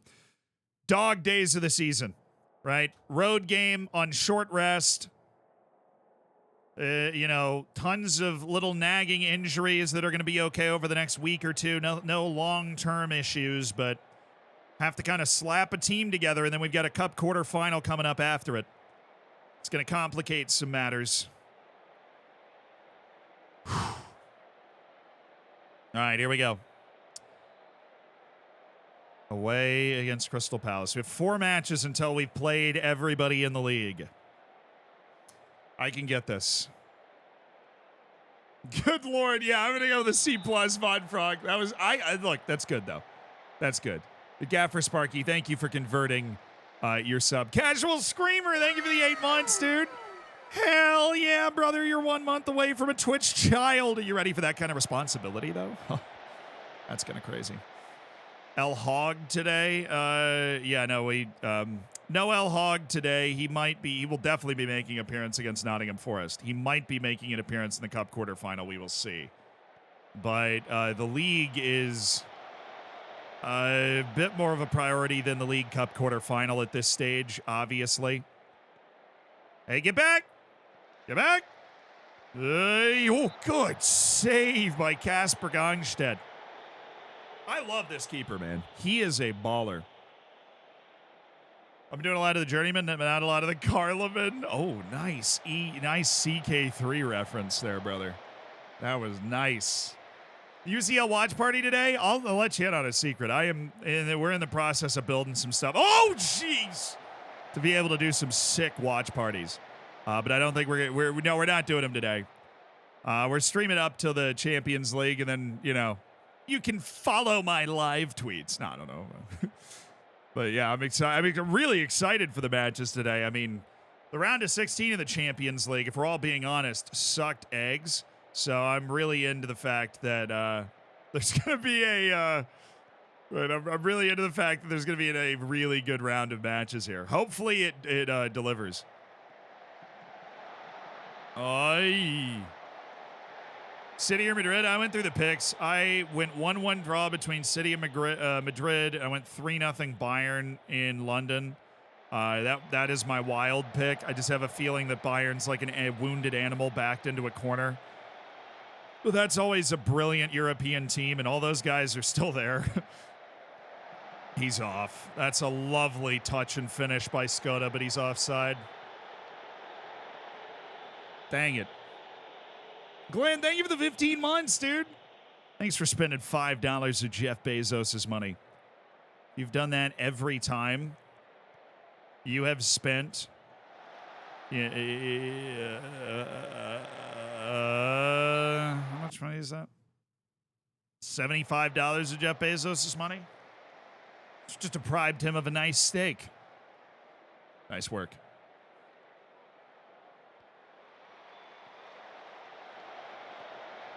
eBay, thank you so much for the 28 months. I will do my best to not bottle it again, because I feel like I added to a lot of Tottenham fan PTSD last season with my tremendous thruple bottle.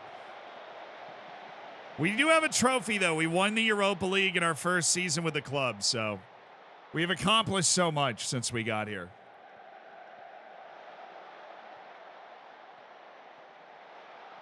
That's over. Good. Let's go. Let's keep it moving. Let's try to suck less, because we are not playing well in this game right now. Oh my goodness.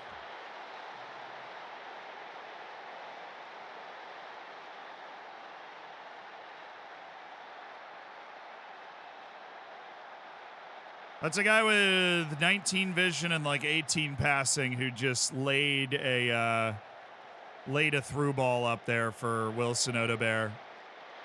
Of course, another player from my past, a guy that we decided against signing for $30 million when we were at Saint Etienne. And this is kind of the worst nightmare. In the rain, on the road, completely apathetic performance. Kind of going through the motions, then we give up a really cheap goal, and now we are forced to go and attack and chase against a team that will be packing it in and playing for a huge result. So it's a bunch of terrible match ratings around the front line, which again is awful because we don't have a lot of substitutes at those positions. So this is a really, really tricky spot for us. We don't have a lot of substitutes at those positions at all. We got Indrik at 6.3, McIntosh at a 6.4, Skoda at a 6.4. Let me go ahead and bring in Kieran Tall at halftime. Simone Skoda has just disappointed me tremendously. But this is probably my worst nightmare if we kick this match off. where we would be. But yeah, that is an unforgivably bad first half there. I'm going to try and get after them early. We are going to we're going to step forward into, you know, one of my favorite formations that we've really used and abused since we got to this team. We're not possessing the ball well, so let's just go ahead and get in their kitchen. Let's go ahead and get in their kitchen. Let's make those runs. Let's put you on support. Regiment. Yeah. Well, Luciu's dropping a little bit. We need Indrik to not suck. Right, he's been terrible in this game, but Kieran Tall's coming in for the second half. Hopefully he can change the juju up there. Give us some new vibes. Oh my, that is one hell of a way to start the second half, dude. A flat pass to a guy. They were baiting that pass in. Obviously, we're dominating the match momentum, but that's just not enough right now. Not nearly enough. Not close to enough.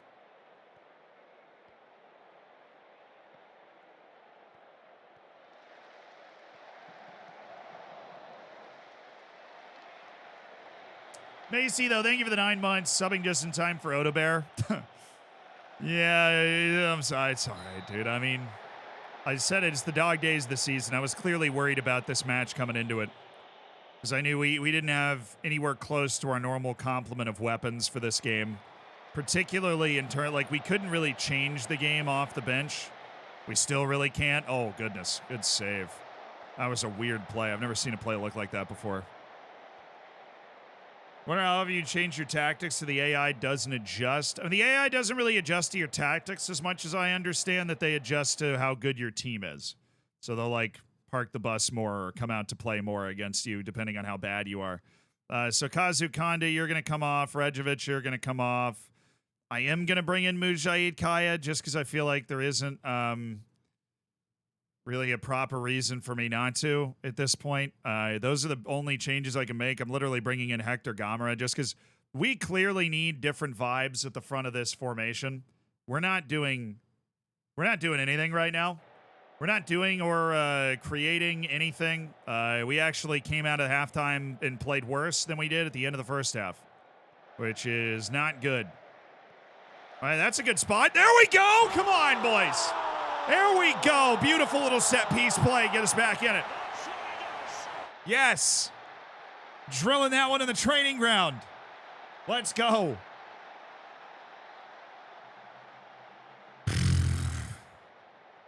Yeah, he was onside. This is all very clearly onside. So, Jarrell Hato, way to compete. Way to win that ball. Good work from Mujahid Kaya, who obviously I was worried about bringing in for those 30 minutes after he's coming back from that injury, but that ended up working out for us. Yeah, let's go win this match now. Let's go win this match. Should I stay in the one club road to glory, save with Scarborough after 2 promotions to the National League to League 2? But I haven't played I haven't played FM in a month because of school. Yeah, I mean, if you want to, stick with the road to glory, dude. But then if it's not fun anymore, or you don't think the fun outweighs the risk, then play it like a career. Use that to get yourself a new job and then try and rise up to the Premier League or whatever. But you can do it either way, man. Do whatever is fun. I mean, Football Manager is not fun per se, but do whatever is, like, fulfilling. Now Hector Gamera took a knock. Are we serious right now? I am out of attacking players. I don't have another one.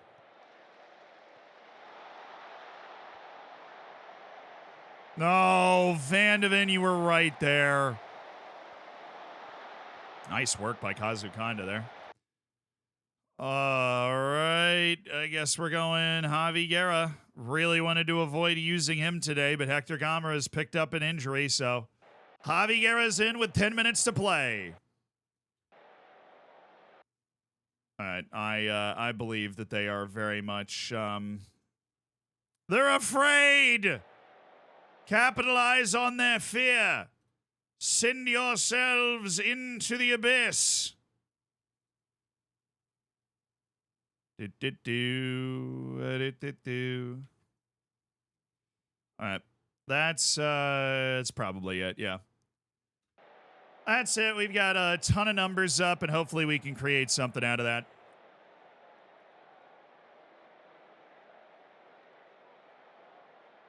Thank you for giving me a highlight. Really appreciate it.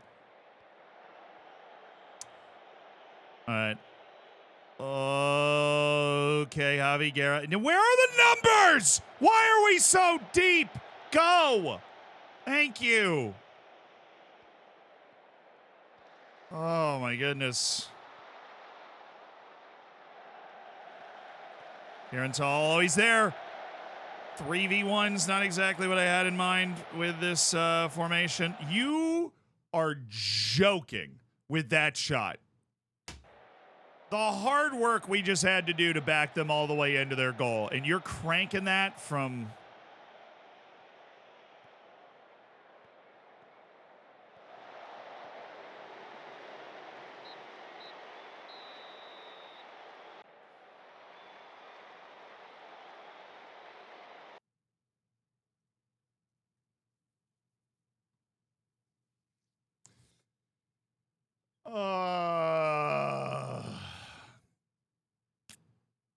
That sucked.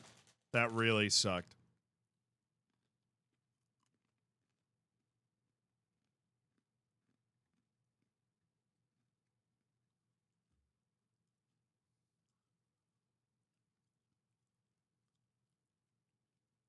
Rodriguez is 6'8".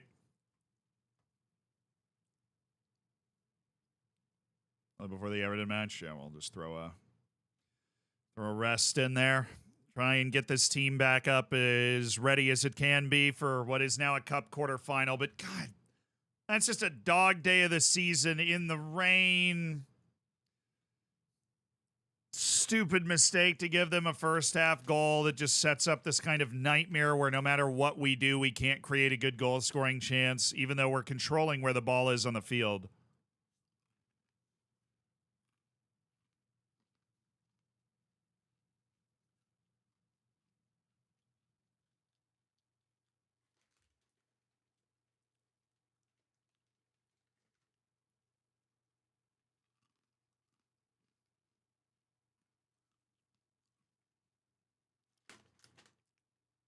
Hey, Rose, thank you for the 19 months, brother. Thank you for supporting the stream. It means a lot, and enjoy your lack of ads. I appreciate it. Hunted by people. I hope you haven't been caught yet. Thank you so much for the Prime. Thank you for supporting the stream. United with the big old win over Manchester City. Hello. Liverpool trying to keep their name in the ring here. But now, yeah, that super disappointing result there. I understand how it happened. I mean, we got a bad game from a few people that we couldn't afford to have a bad game from, considering kind of where we were with our fitness and everything, and that just did it. It did us in. We're missing a lot of guys right now, and those guys are going to slowly kind of work their way back over the next however many days. Look, put those offers in for Van de Ven and Inacio, please. Please put those offers in for Van de Ven and Inacio. I am absolutely begging you. 96 and 99 million from Saudi Arabia for those. Oh.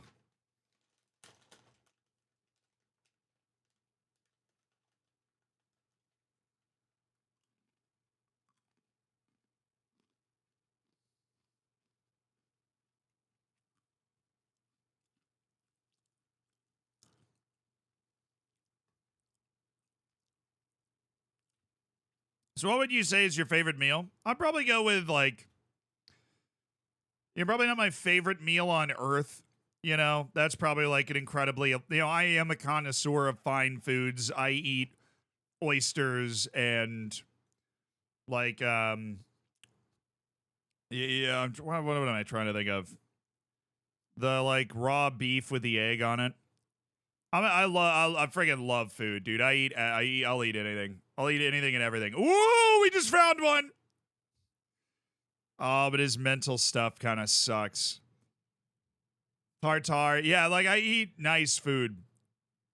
I enjoy nice food. So my actual like favorite meal of all time, I'm sure, is like, some sort of 87 Michelin star meal. But, normal run of the mill, what's my favorite meal? My mom is Italian, not like born in Italy, but like American Italian.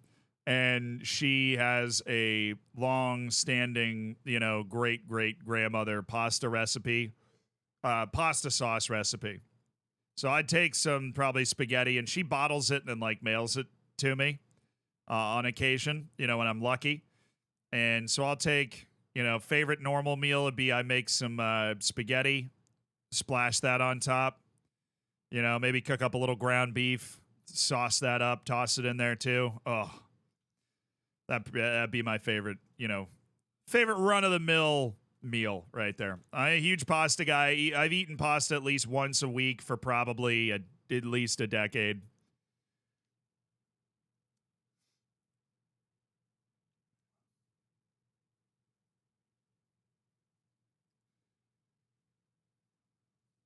But it is, yeah, that is an elite meal. Get mom's pasta sauce and beautiful. Okay,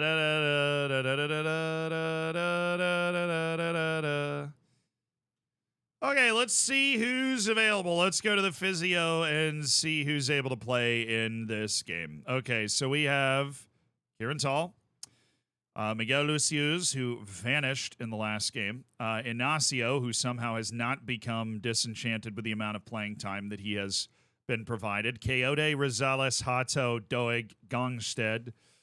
Yes, that works for me. Rejovic is out for Javi Guerra. I am going to run Mark Rodriguez in this game and hope that he is just basically okay with that fact. Gamra's out for...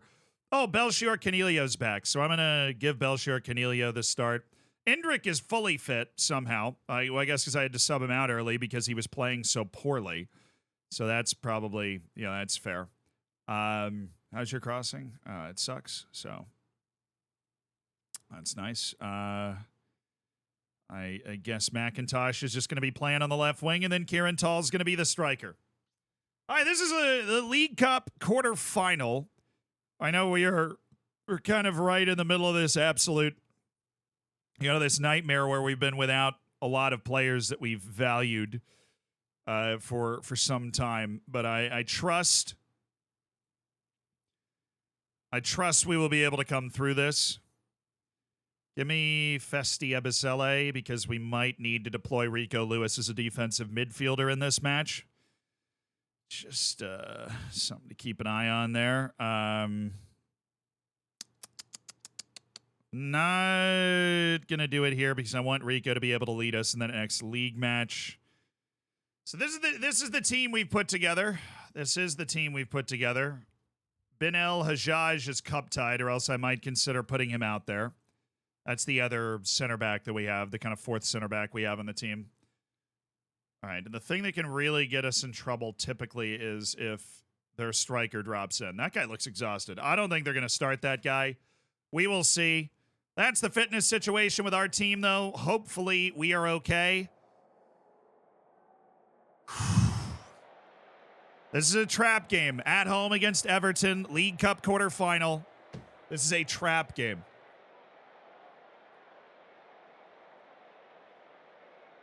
I love beans and toast. Yeah, I've only really had it once. It's not bad, but it's definitely not something I want to seek out. There's not a lot of British food that I'm like, wow, amazing. I will say a Greg's sausage roll. That is a banger. Love a Greg's sausage roll. That's fantastic. And a chippy. Big fan of the chippies. Why you got Indrik? Is he a star? Yes, but he was really bad in the last match. So that part sucked. Normally, he's great. Siggy, thank you for the 9 months. So if I didn't say it, I appreciate you getting all the way to a Twitch child. You got to be ready for the responsibility. Oh, Rodriguez has a yellow. That was fast. Oh, McIntosh, Kieran Tall, Javi Guerra. It's Indrik! Oh.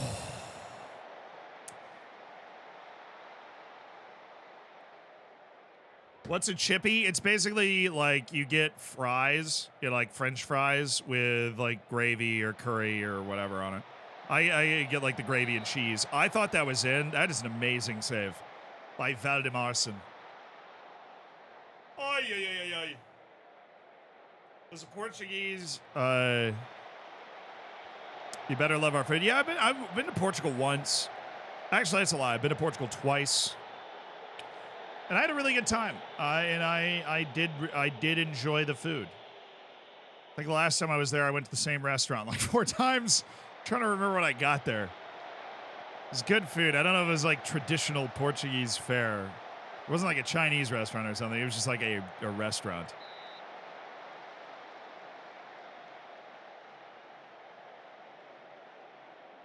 Yeah, basically be the equivalent of getting like Skyline chili fries is kind of like what a chippy is. It's just gravy and, you know, they like the United States gets a lot of crap for being fat, and we are a very unhealthy country, I think, generally, just because all the driving and stuff. But the UK eats some of the nastiest stuff. Like just pretend like now Portugal wasn't like, oh, nice goal, Paul McIntosh. Oh, dude. Have I seen Nick run the foot? No, I've not. Did he play it on stream? Okay, hold on. I'm gonna pause this for a second. I feel comfortable that we're up 1-0. Right. I want to go look at what is it? Run. Is he playing right now? That's why I was asking. No, okay, he's not. But has he played like in the last however many days of recent broadcasts? Oh, yes. Okay, so he's played. This is him playing FM.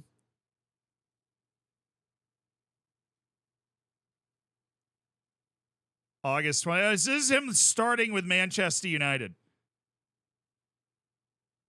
That's cool, dude. I got to watch that. That's really cool. I didn't know he'd already played and like streamed it and everything. U.S. food looks gross. Oh, yeah. The U.S. We fry Oreos here, man. We're the kings of gross food. I'm just saying. I have been to the State Fair in South Carolina, and I've eaten the food. And the nastiest food I have ever seen was at the Blue Lagoon in Glasgow, Scotland. At 2 a.m. Oh, Belchior. God. Oh, that should have been 2-0, Belchior. Oh, what a remix. Guerra. Oh, and it's McIntosh again. It's Paulie McIntosh with a brace.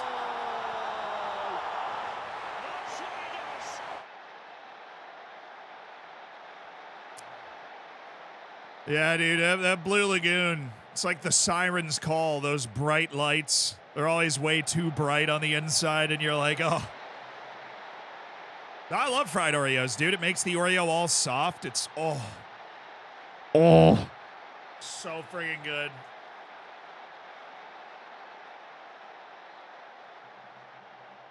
Any plans to play Rodriguez up top? Yes, I just haven't. He's not been available for like the last 4 matches because of his suspensions, plural. All right, Guerra, Rodriguez, Rosales all on yellows. That's why I took the get stuck in off. We were getting a little too feisty.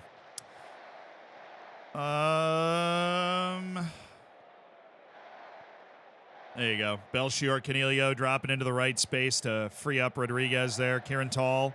Oh, nice pass. That's, God, dude, take a touch. No shot you went after that first time with your weak foot. Literal poison. Yeah, I'm just saying. Blue Lagoon in Glasgow in the Four Corners. It was right near this, like I think they call it the Four Corners anyways. It has a name. But there's like, it's like Pizza Hut, KFC, on like McDonald's on like the Four Corners of this intersection. And there's a Blue Lagoon right near there, and that is the nastiest food I've ever seen. Because it's all the same color. There's like no variety. It's like soggy fries, right? And something beige, right? Like something fried in the same batter, right?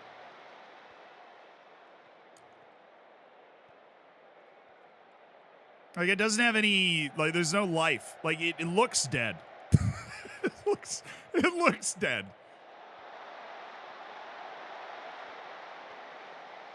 All right, Doig. Out of options here. All right, Rodriguez. What do we? Ooh, there was some through balls there. Mark didn't want them. You know, they were beneath his pay grade. Endrick. Oh, Kieran Tall. That is a sensational goal.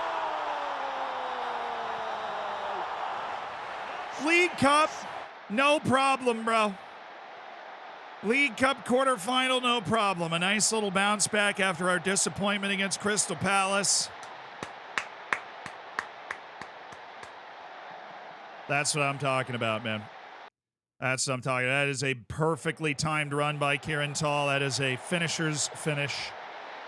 The movement, the goal scoring, 3-0 before halftime. We can make some subs that will help us be able to get the team together for Nottingham Forest in 4 days. Polly. Oh, Belchior.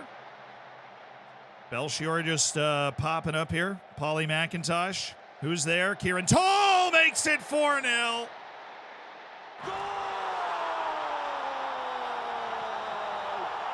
All these people that hate on Kieran Tall, man, that want me to start Mujahid Kaya.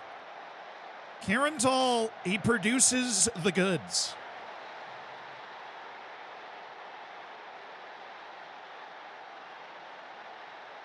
How's the produce in England and Scotland? I actually don't know what they grow there. Beans, I would assume. Some sort of bean.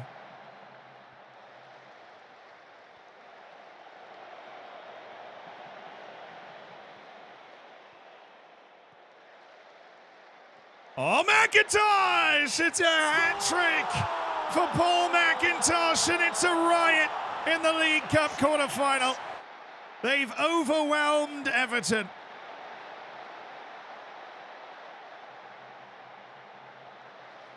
Come on, dude. It's Polly McIntosh. He has fully integrated himself now in the side. A wondrous performance from him. Oh, Kieran Tall going for the double hat trick right there. This is, I mean, God, where was this? Seriously, against Crystal Palace. Reese, yeah, Reese, I am sorry.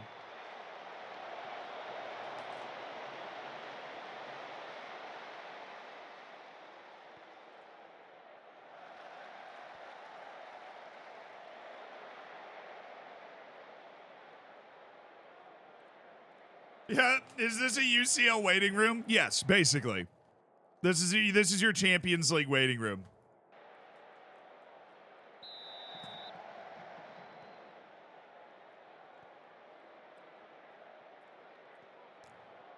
Thinking batch sub 55th minute, like 4 guys. We'll just do that. I know you're saying Scottish food being crap, but seriously, chips and cheese, deep fried coleslaw. Yeah, that may be good. And I wasn't saying all Scottish food was crap. I think it's telling that you would refer to me talking about Blue Lagoon as me saying all Scottish food.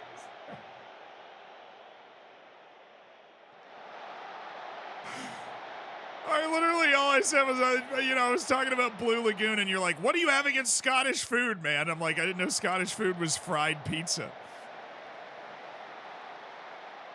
My team is good? Yeah, I hope so. We didn't win any trophies last year, so we're really out here playing with a vengeance, you know? Team's playing really hard. Happy with the effort we're getting out of the boys, and I hope that we can kind of keep this whole thing going. I'm going to get Mark Rodriguez off. We're going to pop Rico Lewis in there and play out the rest of this game. I'm going to get, let's see, Jarrell Hotto out for maybe a Mickey Vandeven sub. Get me to the 65th. Get me to the 65th. I'm going to get Kazu Kanda in for Endrick, and I'm going to get Miguel Lucius in for Belchior Canelio.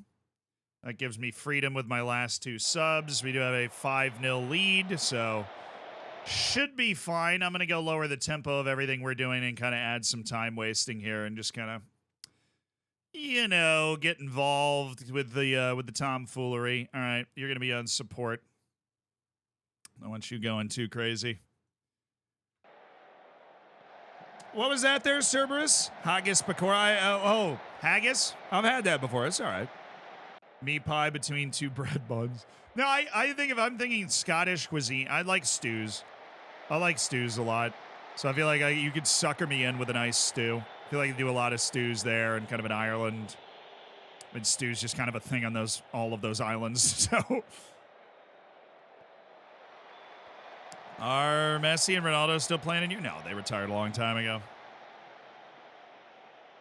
It's 2031. They're off in the breeze, you know what I'm saying? They are off in La Breeze. That is a really good header. Chicken tikka masala is invented in Glasgow. It's now considered our national dish. Dude, I'd take that. I'd take that. Be like, all right, nice work, everybody.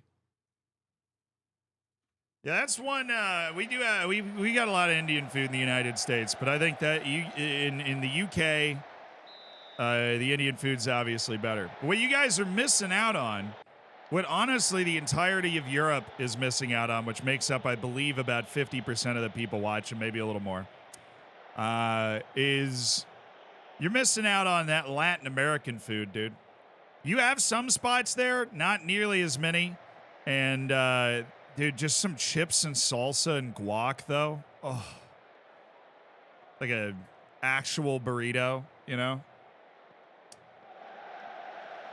Oh.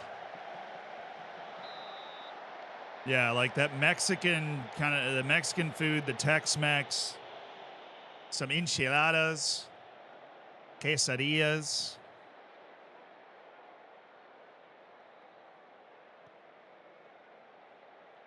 Spain has plenty. No, Spain, Spain, it's like Spanish food and Mexican food, right? They're not even close to the same, dude. And I love Spanish food, but it's not even close to the same.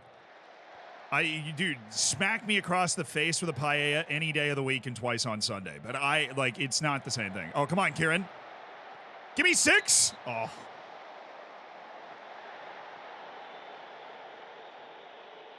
Real Madrid's lineup is out. Dude, it's Don Carlo. He probably released that a week ago.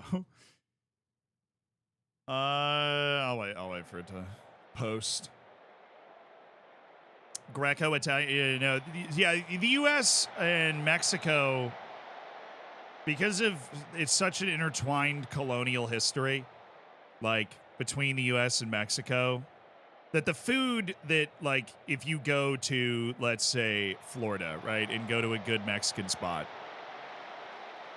it is very much like Tex-Mex, it's because, half of what used to be Mexico is now part of the United States.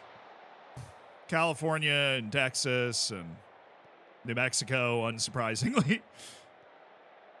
Young Louis, thank you for the 2 months. So that culture and that kind of food, it all developed as kind of the same group of people, right, that have lived in both countries. Hey! Referee, brother! Paella is not Spanish food, is Valencian food, and that is different. All right, man. Look. We're going to start going like, well, that's Basque. That's Catalonian. Like, at a certain point, it's in Spain. You know what I mean? And so if you say, like, paella is a Spanish food, that would be correct. You could narrow it down and be like, oh, yes, but like barbecue is an American food. But it's also, not a lot of barbecue going on in Portland, Oregon. Okay, so like, if you really wanted to narrow it down, get into Mississippi and Alabama and show me where, that's where the barbecue's from. But it's also an American food, right? Coyote and Rosales just got suspended for the, oh, God. Oh, Kaya, you've been injured the last 2 games, you freaking idiot. I hate this, man. I hate this. He's been injured.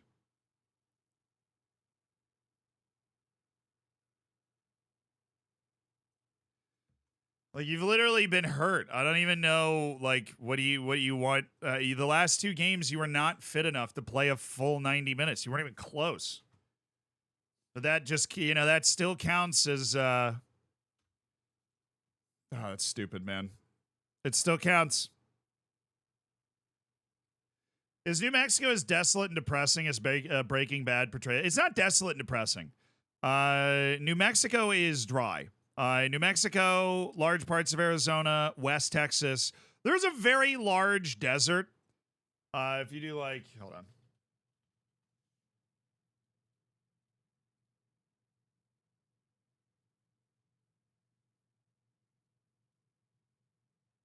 If you look at Google Maps, right?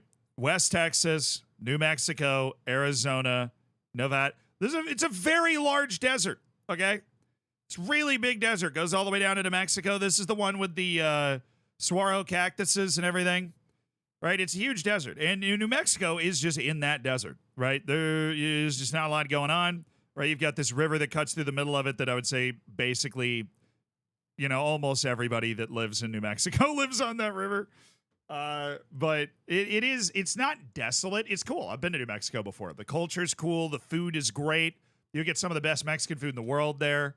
Yeah, I actually really kind of like New Mexico.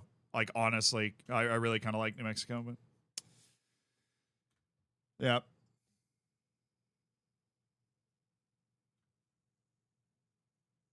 Who else made it into the semifinals? It was City's out. Oh, hell yes.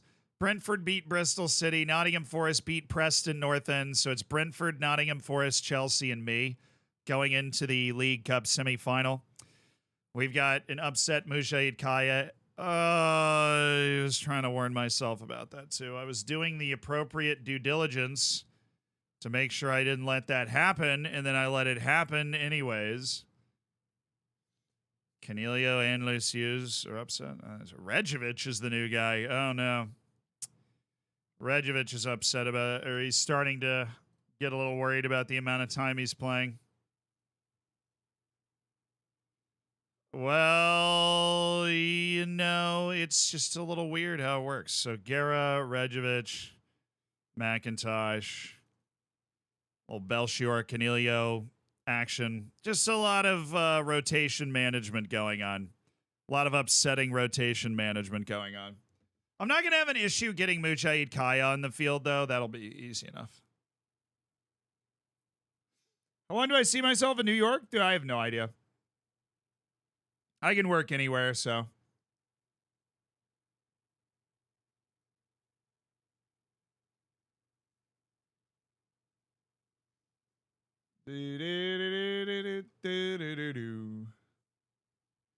There's a New Mexico? I mean, well, it's a state, yeah. One of the 50 U.S. states is called New Mexico.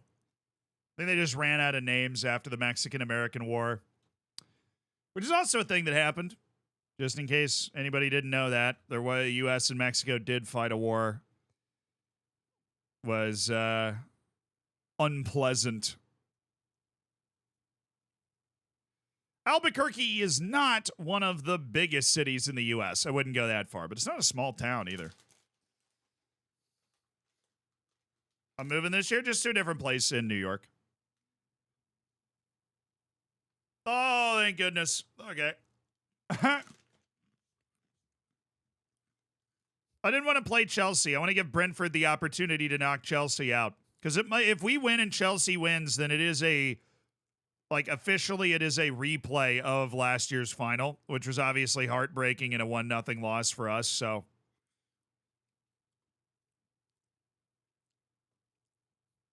ideally that wouldn't happen.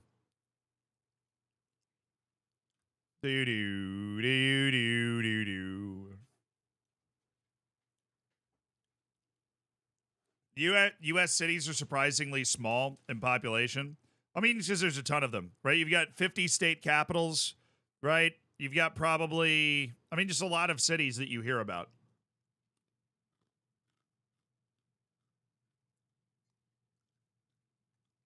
I guess the U.S. won. Yes.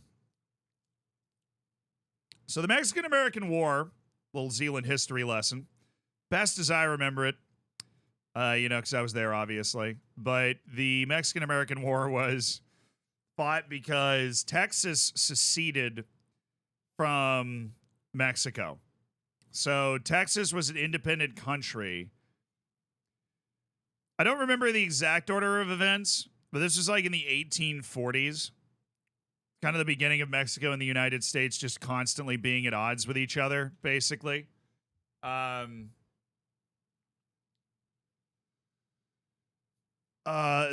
so like Mexico was trying to, Texas was trying to leave Mexico, and it was in a position where it was like an independent country for a couple of years, but then it wanted to join the United States, whatever economic reason.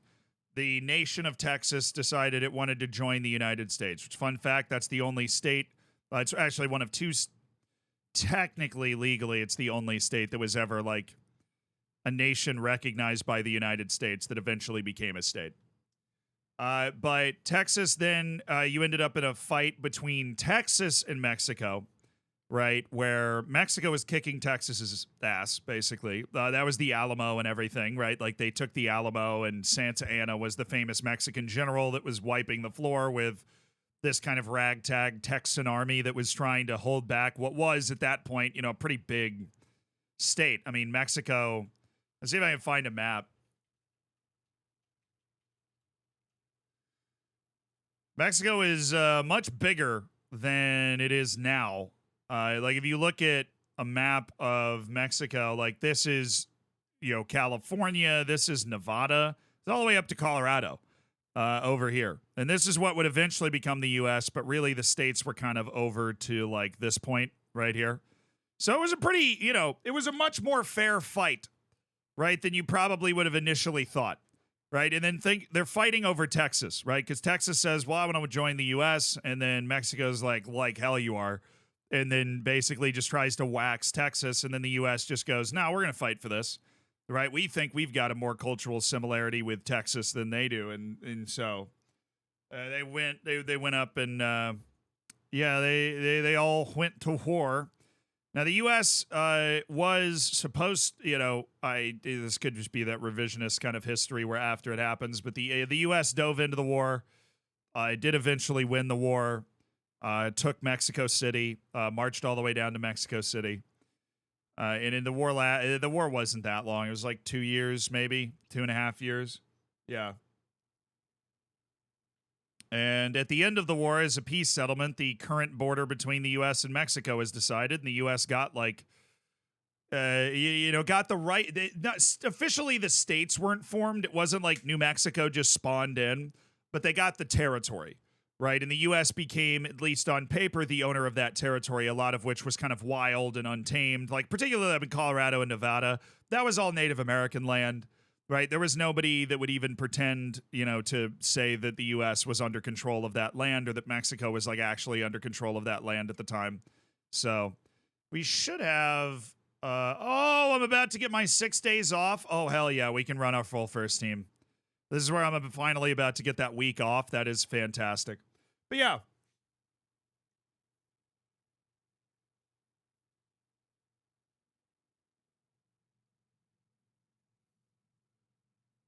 Yeah, they weren't doing so well against Native American. No, I like I said, especially in Nevada, Utah, Colorado, Native Americans ran that area, right? And the U.S. didn't really. It took until about 1896 for the U.S. to finally get control over that whole area in wars with Native Americans, because the freaking Apaches would keep breaking out of the reservation and going on like giant raids. And then they were so hard to catch. Like they're one of the most fascinating. Those Apache war bands were so hard to catch. They would vanish. All these people used to talk. All the historical sources used to talk about how hard they were to find. They could not find them. They would just spawn in,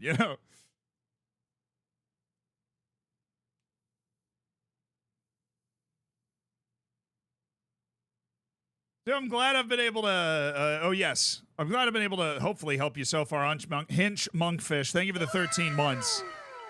So a wingback is going to look to think about the difference for me. Thank you, Fizzy Man. Thank you for the 3 years.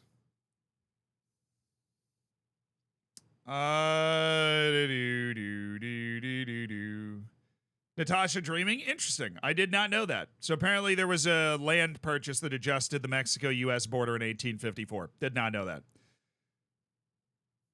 1800s U.S. history of the West, the Mississippi is really fascinating.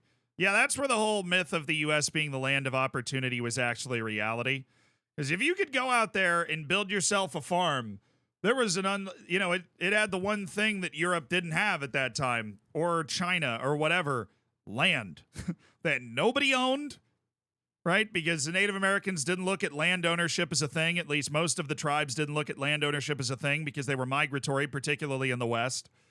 So that land was just there, right? There were no borders. There were no, you could just go out and take it. And if you could take it and hold it, and that, a lot of the origin stories of the people that came to the U.S. is that they were looking to do that, and they'd hitch a ride out to Kansas City, and then they'd go west to Kansas City and see what they could find. That was Manifest Destiny. Yeah, it was very the Wild West. But Hinch Monkfish, think about a wingback is more on the ball. Wingback is more aggressive when they pick up the ball themselves. They're going to look to attack the defense. Where a fullback on support, they're going to drift into attacking positions. Then a fullback in attack, they're really going to run. But I think for me, let me mute this so I can get my brain in order. So fullback in attack is more, it's still a secondary offensive role, where a wingback is more of a primary offensive role. That's somebody that's looking to play with the ball a little bit more. They're going to look to make a play with the ball more, whether that be dribbling or passing. Complete wingback gives them a lot more positional freedom, where they can float in and really be involved in the half spaces as well. So that's the difference between all three of those monkfish that you be using. Yeah, if you could improve land, you would get land. Yeah, you just put in a claim and you can get as much land as you want. Yeah, that was basically it. That was just kind of how it worked. People say absolutely awful, but I think historically speaking, that sort of thing was kind of inevitable. There just wasn't the same understanding and appreciation of different cultures and societies that I hope that we have today. So people always were like, well, I wish that they were more considerate. And I'm like, I mean, if you think about the 1840s in the West, the Mexican-American War is going on, there's still racial slavery going on in the southern United States. I mean, we're talking about a society that is unrecognizable compared to the one that we have now. One that is they did not see the Native Americans as human beings or equal or having any right to anything. They were like a nuisance, kind of like it was almost like living in an area with wild bears and panthers and stuff, where they were dangerous and they could kill you, but they weren't seen as people to interact with or anything. It was a nasty time. It was a really, really nasty time in that respect. Yeah, a lot of land in town. No, oh, dude, if you ever go to West Texas, you can probably buy a whole acre of land for under $100. Because when we were driving through when I was a kid, that was the case. You could buy an acre of land for under $100. I used to think that was the coolest thing ever. I was like, dude, yes, please. I was like, Mom, can I buy some land? Mom, I'd like to buy some land with my allowance. I saved up $70. I'm 13, 14 years old. Let me buy some land.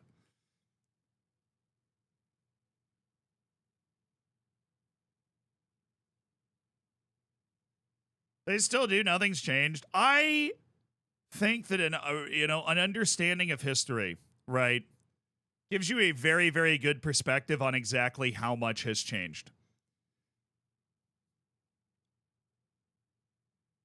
How old are your grandparents? You know what I mean? How old are your grandparents? My oldest one was born in 1926. Right, think about that. They dead? I know. I'm talking about when were they born. Apologies for your dead grandparents. But I'm talking about when they were born. They'd be under 20? Yeah. Think about what the world looked like when they were born, when they were alive. All of the unbelievably awful, incomprehensible things people were saying, people were doing. In that 100 years, how much has that discussion changed? Is everything perfect? Absolutely not. But when you really read the history and you understand how quickly that stuff has changed, it is amazing, socially and kind of culturally, from So yeah, like Manifest Destiny had some absolutely awful aspects to it, right? And the wars with the Native Americans were savage wars, right? Savage wars, right? And that sort of stuff was happening all over the world. It wasn't just happening in the U.S. There's very few countries that were founded that avoided that kind of catastrophe in their own history. But, you know, there's been so much progress made out of that it is important, you know, like, oh, that's weird. History's weird.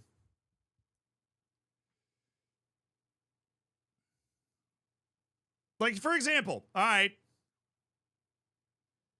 like, let's say you got a grandparent that was born in 1930 in rural Kentucky. That person and their family and their surrounding people and their environment, they were saying some words and doing some things that would be inconceivable today to be largely accepted. Right. The settlers believed that God put them on Earth to settle all of America.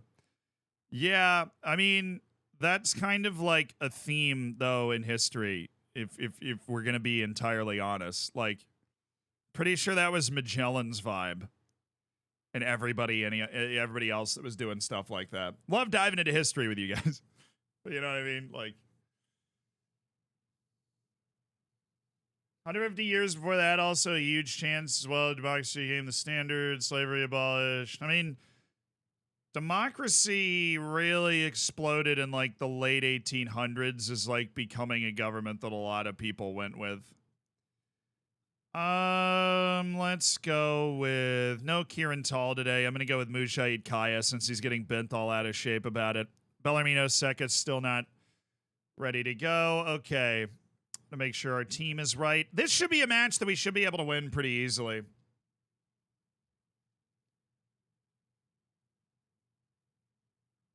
People born after 2000 have a very distorted perception of time. Yeah, I mean, like, my grandpa fought in World War II. Like, he remembers it. He's still alive. You know, he was there. That's why, like, people always talk about the dropping of the atomic bomb and everything. I'm like, do you guys remember the rest of the war? That war was awful. Like 2 weeks before they dropped the atomic bomb, they did a firebombing raid on Tokyo that killed 100,000 people. That's also a war crime. You know, like that whole war was just terrible. People just like, we shouldn't have dropped the bomb. Personally, like, there's so many different things going on with that exact decision, but like that, I mean, if we're tallying up war crimes from World War II, you're gonna need a real long list, brother. That just came up because of Oppenheimer. That's been like a really popular discussion recently, like online from people that were born after 2000 or like, you know, people that maybe haven't watched as many World War II documentaries and read as many World War II books as I have.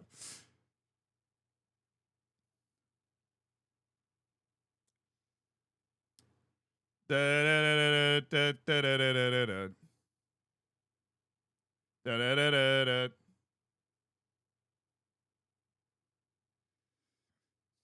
I mean, there's the hatred involved in the Pacific campaign of World War II was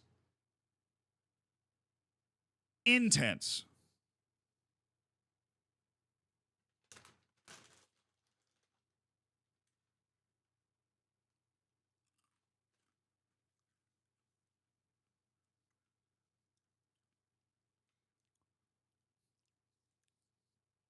I think to sum up everything we've talked about as I finish our tactical preparations here, it is very important to view historical events through the historical context in which they occurred.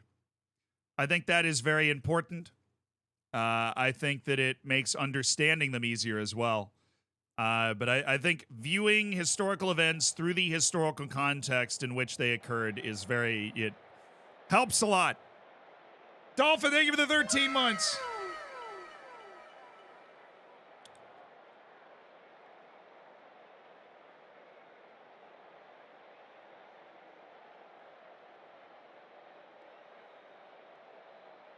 Look, man, I was a history major. I'm a passionate lover of history. You don't need to keep shouting the different things that happened in World War II at me. Like, I know all of them, from all the all the terrible stuff going on in India, from, you know, the campaigns in Papua New Guinea between the Australians and the Japanese, which was just awful. The Burma Road,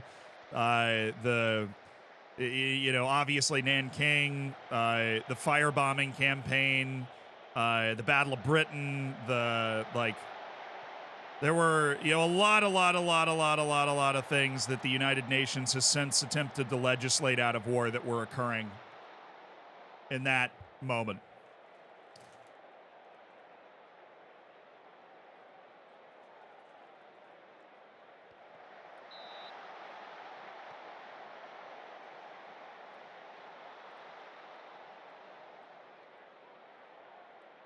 Did we go over the new data update? Yeah, we did.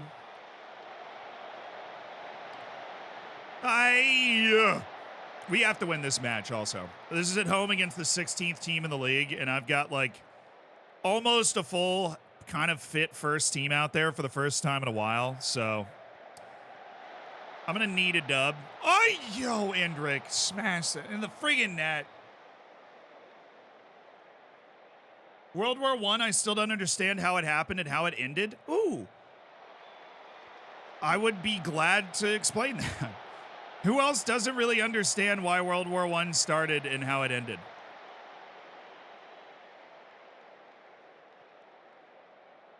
I'm not just going to go with the Gavrilo Princip answer.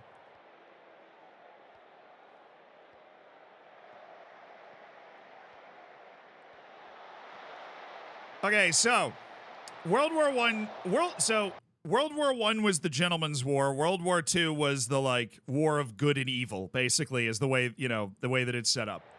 Now, as long as we score against Nottingham Forest, I am happy to walk through why World War I was the most pointless waste of human life that's ever been conjured.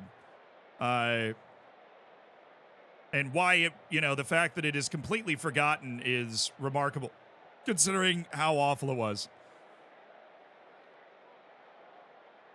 And then we will, of course, go over why it ended. But World War I was very pointless. But in order for that to happen, I need to be winning this game, chat. And we are not winning this game.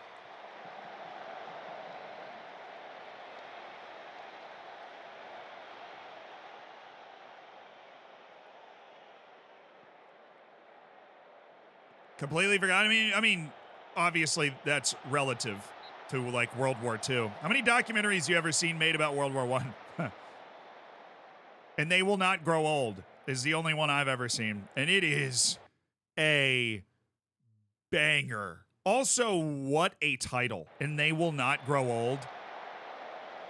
What a title.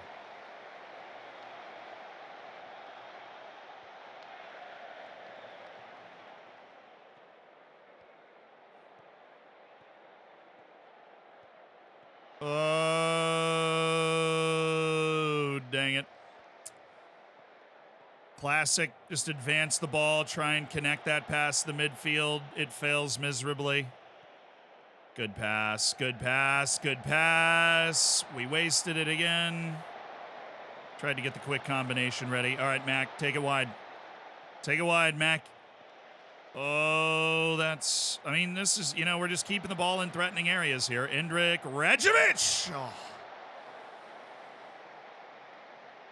You know, dominating the momentum graph. Making things happen. Belchior Canelio. Oh, my God!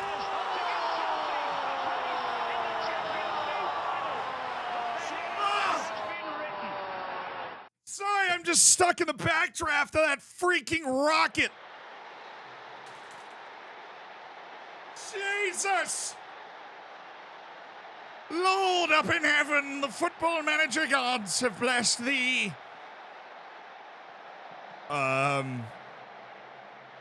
That wasn't even a pass to him. That is so disgusting.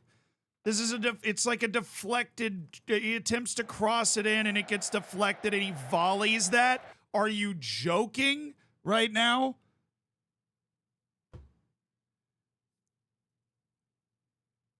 I'm sorry. It's just the data, the statistical analysis. It's just so beautiful. Oh my God. Belchior Cornelio. Dude, that is sick.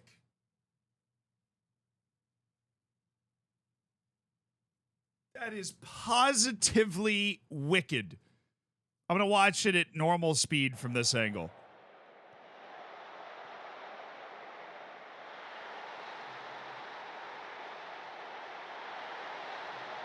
Pure filth from Endrick.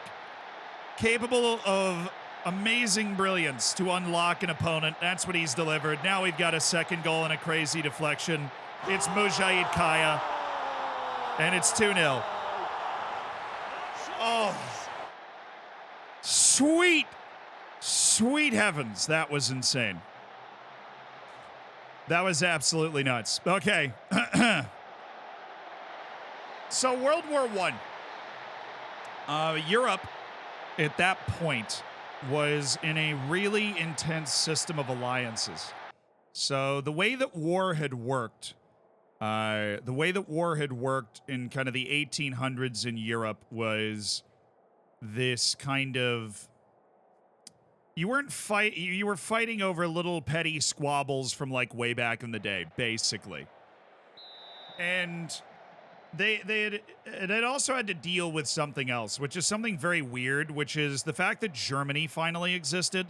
So there's this guy named Otto von Bismarck, who was basically a brilliant politician. And through a bunch of maneuvering, he managed to combine Prussia and, take German parts of like Austria and everything. And he formed what was Germany, right? Which had not exist. Like, real people think of, it's like, oh, it's England, France, Spain, Germany, Italy, like, the big countries that have been there forever. And it's like, no, well, Italy and Germany haven't actually been together that long as countries. And you find this, like, if you're from these countries or if you've ever visited these countries, can we get over? Can we just, like, what are you doing? Wow. Okay. Yeah. But that was a shank. I have no idea what we were doing there, but I'm okay with the outcome. So Germany was just formed at like late 1870s. So when you get to, like 1900, where World War I really starts to get cooked up, Germany is now a major power, right? Which is really concerning if you're France, okay? Because France has spent the last 250 years in Europe being the preeminent land power in Europe. I know France has got the, like, we surrender thing hanging over them because of World War II, which is actually a direct result of World War I. But before that, the French military was, like, the piece de resistance. And it was becoming clear because Napoleon the Third was an idiot. Napoleon III was kind of instated as the Emperor of France. This is not the actual Napoleon. This is, grandson, whatever. And Napoleon III went to war with Germany and got his ass kicked. So France is sitting there going, well, this sucks. Now all of this, like, and it wasn't, it was a war over, like, I can't even remember what it was over. There's some little, like, piece of land, like, Germany and France have been squabbling over since Germany was created. And so Germany's created, and France is like, screw these guys, we're going to take that piece of land, and then they couldn't. And then Germany actually kind of waxed them. And that kind of got everybody's attention. Alsace Lorraine, thank you. And that got everybody's attention. They're like, all right, Germany's a problem, right? Because we've had this balance of power between Spain and England and France and, like, the various states of Italy. That balance of power has existed for a long time. And there was always a Holy Roman Empire, or, and then that kind of Prussia spawned out of that. But it was always just over there. And they were like squabbling amongst themselves. And, we didn't really have to deal with them. Well, now Germany was one thing. And what Otto von Bismarck did in part of what he had accomplished in order to create Germany was create a bunch of alliances. Right. And so all these little kind of petty wars and everything, a bunch of alliances came out of that. Right. And a bunch of understandings that, like, war was kind of a part of the future. Like there was going to be a war that happened at some point, and all of these different alliances would be needed. And so that alliance system was built by Otto von Bismarck, right? He was not the only one building it. Other people were participating in it. There's this large system of like, hey, you got my back, I got your back, and you got my back, and I got your back, right? And so you've got Austria-Hungary, which is this new kind of gross power that's been created out of the wars between what was Prussia and became Germany and Austria. Austria-Hungary is this massive, like, it's Yugoslavia, a lot of Czechia and, Slovakia in that kind of area, right? Up to, Austria as well, like little piece of that. And so that's what Austria-Hungary is, right? And then you've also got the Ottoman Empire is also hanging out because history, the Ottoman Empire was around a lot longer than you'd think. The Ottoman Empire is very much still there and very much still involved. In fact, in World War I, they had the third most casualties of any country involved in World War I. So, yeah, no disrespect to my boys, the Ottomans, because they are definitely a part of this story. Let me just stick a sub or two right here.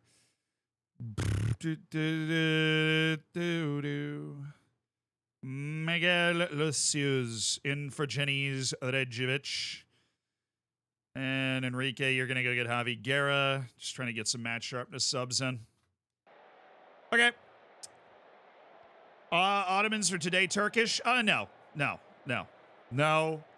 Turkey, much in the same way that, like, Italy claims the... okay, look. Obviously, the Ottoman Empire was around a lot more recently than the Roman Empire. But... kind of in the same vein where the Roman Empire was a lot more than just what is Italy today, and it was made up of a lot more people and different peoples like that. The Ottoman Empire is the same way. The Turks were in the Ottoman Empire. The Ottoman Empire was not the Turks, right? It was... Nice goal. How's Lewis developed in your save? Fantastic. Really, really, really fantastic. Yeah, so we'll keep, somebody asked me to explain the start of World War I, so I'm doing my best here. So this alliance system's in place, right? Germany's allied with Austria-Hungary. That's like this axis kind of right in the middle of Europe. England and France have an alliance they're working on. Portugal's involved somehow, right? They're there. The Russian Empire still exists. They're sitting, hulking off in the east, right? The same old stereotypes about Russia still existed back then. And what made this time particularly interesting is because they've been interbreeding for so long. All of the royal families, because Germany has a royal family, they have a Kaiser. Russia has a royal family. Austria-Hungary has a royal family. France, rocking, not with that, I don't believe. England obviously has a royal family. They're all related, right? So you would think that one's Russian and one's... No, they're all cousins, right? They all look the same. They all speak the same languages, right? They are all related. Like literally cousins. Like I think the Tsar and the Kaiser were cousins. So yeah, it was. That's like the whole thing, right? Britain, not England. Fair. I'm gonna misspeak. I missay that all the time. You freaking know what I'm talking about. So that brings us to 1914, right? We've got all of these little kind of petty wars have been happening over different pieces of land. Very important development, which was sparked by the previous Napoleon, like the original Napoleon Bonaparte, like Ridley Scott film Napoleon, right? That development was that you didn't have a professional army that was small.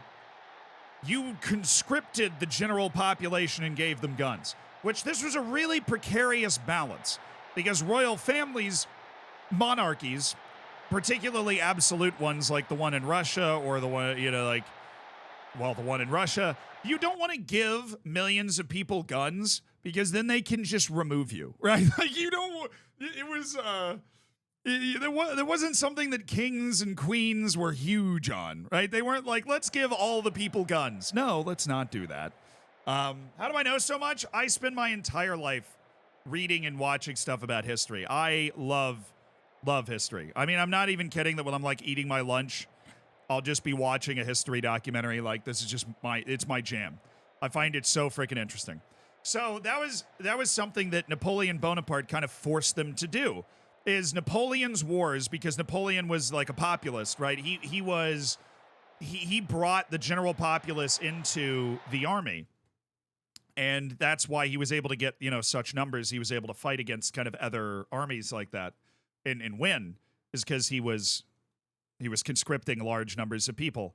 And that is something that was adopted slowly but surely by other nations in Europe over the course of the 1800s. So by the time actual Germany is fighting France in the 1870s, we've got really big armies we're talking about here. Way bigger than we were talking about. I mean, we've got, for the first time in Europe, armies that rival the size of, like, Roman Empire armies fighting the Carthaginians. Back when they were grabbing the general population and putting them in armies. That had not been happening for a long time. Like, in medieval times, that was not happening, at all. Most of the time, you'd arm the peasants with pitchforks if you needed to call up the levies, but you had a professional army that would do most of the fighting. So this is like a powder keg, basically. We've got this system of alliances. We've got a bunch of petty kings with a bunch of petty squabbles, and now we've got, the nuclear bomb on top of this powder keg, which is, we've got people's armies now, and populations are exploding, right? I mean, you think about the change in population from 1800 to 1900 has got to be massive, right? Because that's the whole Industrial Revolution right there. That's basically the invention of the modern city, happened in those 100 years. So this is a very dangerous situation, right? If you look at all these factors, you're like, shit's going down. It's going down. And now we have, yes, of course, the Kaiser did fire Bismarck. I don't think that's, not super relevant, although people will argue that the reason World War I happened is because Bismarck wasn't around anymore, because he's the only guy that knew how to work all the alliances so that war didn't actually blow up. But essentially what happens is because, Austria-Hungary is this giant multi-ethnic state, and it's kind of new, right? Austria-Hungary doesn't have a lot of gravitas. Like, Ottoman Empire was this giant multi-ethnic state, but it did have a lot of gravitas. It'd been there for 500 years, and it ruled, Egypt had been in the control of the Ottoman Empire for like 500 years, and so even though the Egyptians weren't, necessarily in all the seats of power, they were kind of okay with the way things were working. Greece and the Ottoman Empire had a notoriously up and down relationship, but kind of the same, they've been the rulers of it for the long time. And so 1914, you've got the famous Franz Ferdinand is in an open-top car riding through Belgrade, I think, and he's shot. He's shot by a Serbian nationalist named Gavrilo Princip, who just basically pops him right next to his wife. And this is like the crown prince. This is the guy that's going to be the leader of Austria-Hungary. Because Sarajevo, Sarajevo, sorry. I made sure to qualify that because I wasn't sure. But a city, and he gets shot, and this was the guy that was supposed to lead Austria-Hungary to the new age. He's like the young, hotshot guy. He's like MBS, right? Without, maybe with the human rights violations, who freaking knows, right? But MBS is not actually the leader of Saudi Arabia. He's the crown prince. He's like the guy that's going to take over for the ailing king. And so this guy gets shot, and he dies. And when he dies, Austria-Hungary, ailing father and all, are obviously very upset. Now, this is where a chain of incredibly stupid things starts to happen. So Austria-Hungary wants to make an example out of Serbia, right? This is also, if you're ruling a large multi-ethnic state, an opportunity to be like, hey, we're happy to work with you, but if you mess with us, we are really going to mess with you. And so they went to Serbia and they were like, look, we know you assholes did this. We are like, they actually went to Serbia and they gave them an incredibly unrealistic set of demands. I mean, like, over the top, ridiculous demands. I don't remember exactly what they are, but they were asking for, basically, like, it would be Kylian Mbappe asking for 25% of the GDP to re-sign with PSG, basically. So the Serbians really didn't want to get rolled, and they were really trying to work with Austria-Hungary. They were like meeting the demands, and they were going, yes, whatever you want. Like, sorry, this guy doesn't speak for us or whatever. And they couldn't meet. They physically could not meet the demands fast enough because there was a deadline. And because there was a deadline, that begins a bunch of these stupid reasons. Because if there wasn't a deadline, Serbia would have met the incredibly unrealistic demands and the war would have never started. But instead, there was a time deadline because Austria-Hungary really wanted to make itself look cool and look tough and act tough and, blow it up. And so Austria-Hungary declares war on the state of Serbia inside of Austria-Hungary. And so we begin. Because, for some stupid reason, the Empire of Russia decides that it is time to also act tough and be cool. So the Empire of Russia is the second one to join this party because they go, we are the protector of all the Slavic peoples. So that is something they have declared, kind of like the Monroe Doctrine, that like we are the protector of all Slavic peoples, and if you mess with any Slavic peoples, you mess with us. That means that they have ostensibly an alliance with Serbia, right?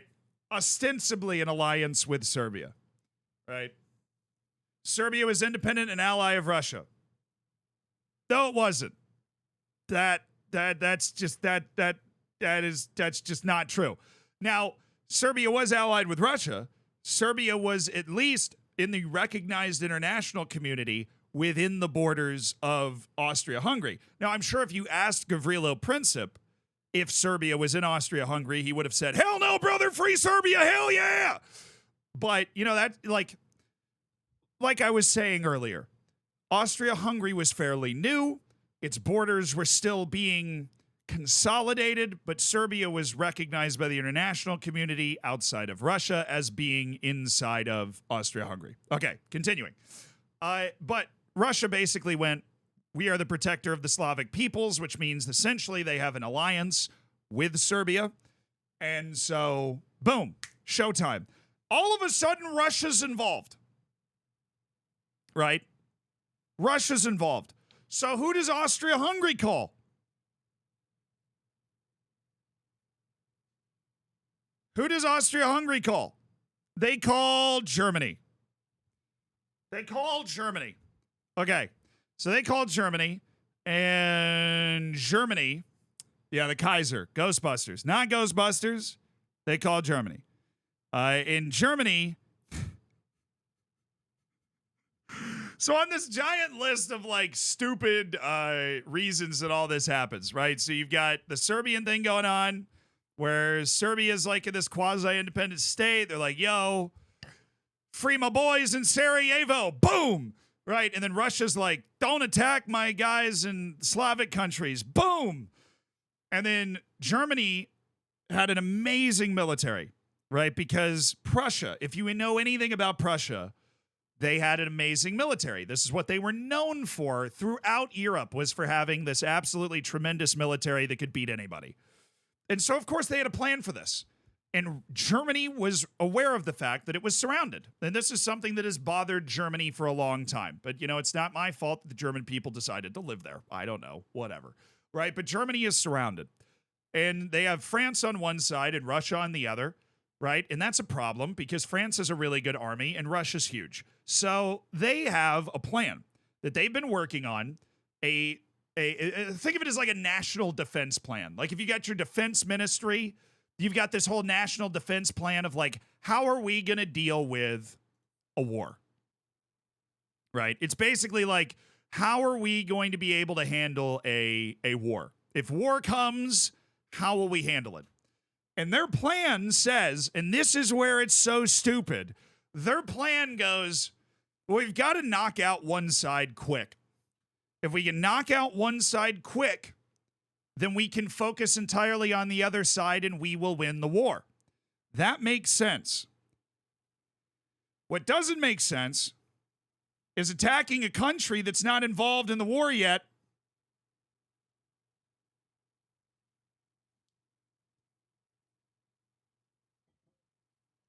Right? And that's what they did. This is what I'm talking about, that the people were doing a lot of stupid stuff. So Germany is sitting here we have to beat Russia. But if we start fighting Russia and then France joins the war, we're screwed. So what we're going to do is just attack France with this plan to knock France out of the war quickly, and then we can just focus on Russia. Because we need to make sure that we can get to Russia before they can actually mobilize all their people. So that's how that worked. So then Germany just goes, vive la war, and just goes to war with France. I mean, yeah, they got to go through Netherlands and Belgium, but World War I and World War II, that was a bit of a breeze. No offense to the Netherlands and Belgium. I had it explained to me in one, like, history show I was watching that it's like Belgium kind of just realized that even if they invested all of their resources in having excellent defense, they still wouldn't be, like, I think they held up the Germans for like 2 weeks, you know? What, Netherlands in World War I? I know they were in Belgium because the Belgian king had like a sick last, like, he didn't die, but they had like one line of forts that were blown up. Because a big thing in World War I was like these giant railway guns, like literally incomprehensibly huge guns that you had to build a railroad track. You could, like, because if the wheels would sink because they're too heavy. So, like, you had to build a railway track just to get them anywhere. You'd literally lay a railroad track to get these guns because that was it. And there's like this famous story of this new German gun that the Belgians didn't know the Germans had. And they were sitting in their, like, earthen fort. Because it was like these forts, but they're basically like hills with like cement under the hills. They're kind of like underground forts. It's not like a castle or something. And they wheel this gun over, and one shot of this gun and the whole roof just caves in. But the gun was apparently so loud that nobody could stand within like half a mile of it. And it would shatter windows like 4 miles away. It was a ridiculously large gun that they had to bring in on a railroad. And they brought it in and just leveled the Belgian forts, and it was over. So they walked through Belgium. I guess they didn't have to deal with the Netherlands. I don't know if the Netherlands just like surrendered or they just walked through it quickly. I know they ran into some forts in Belgium, but they dealt with them quickly.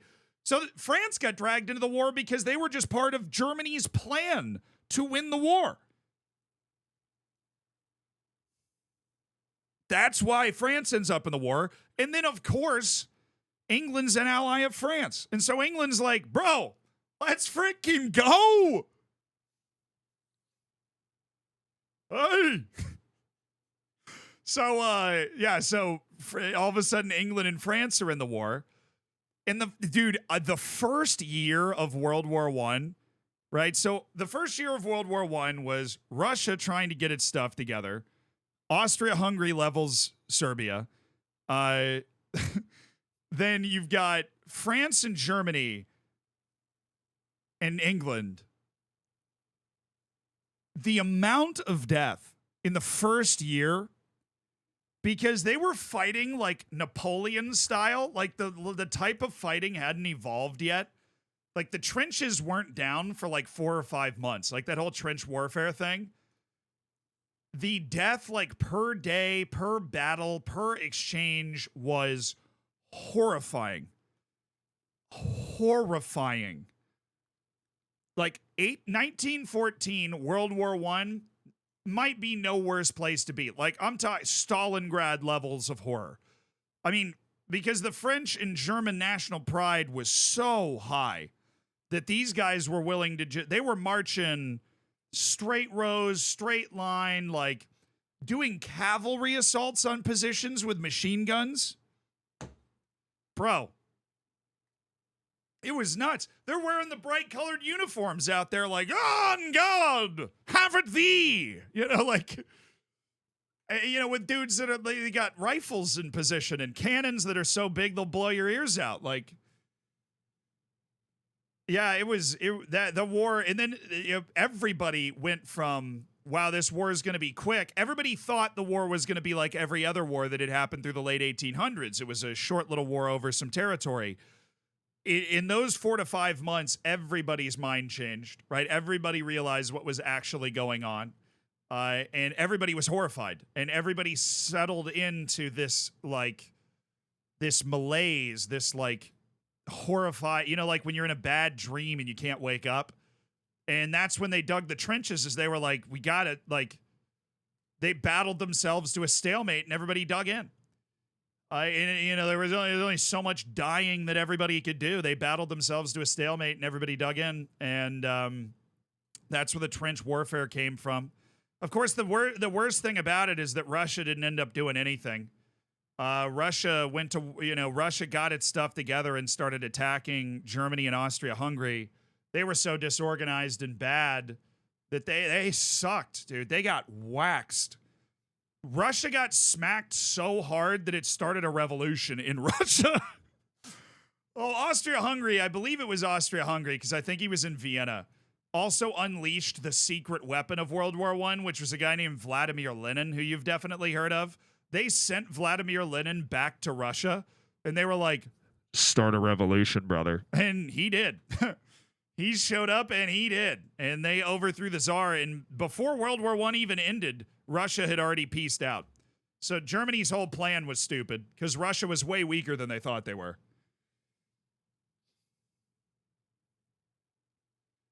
He was in Switzerland? Oh, okay. Somebody it was part of the war effort. Somebody was like, send this Lenin guy back.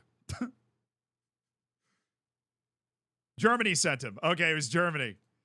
Of course that was part of their war plan. They had such a detailed war plan. They had all the, they had every ex's phone number. They're like, send him back. We're going to mess with Russia. We're going to send that one guy back that they exiled. Yeah, and then Russia basically catastrophic military defeats to Austria-Hungary and to Germany, who was doing what they were afraid they would have to do. They were fighting a war on two fronts, but then all of a sudden they didn't have to fight a war on two fronts as much, like they didn't anymore, because Russia literally peaced out. In 1917, Russia signed a peace accord with its new government and was out of the war. That Russia was not involved in the end of war talks, Treaty of Versailles or anything. They might have been because they needed to be there just to sort out who had what and whatever, but they were not involved in the whole thing. And so Russia got leveled pretty hard. I mean, the stories about how bad their military were at that time are pretty legendary. They didn't have enough guns. You had dudes throwing rocks. It was bad. They were in a bad state. They were not doing well. So that brings us to, why did the war end? It was a meat grinder.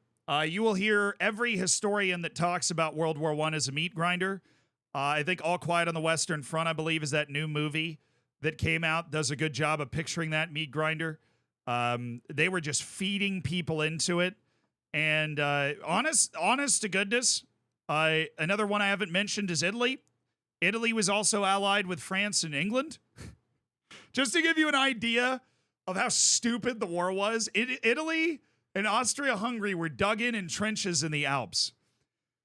And there were 12 battles of the Isonzo in the same place.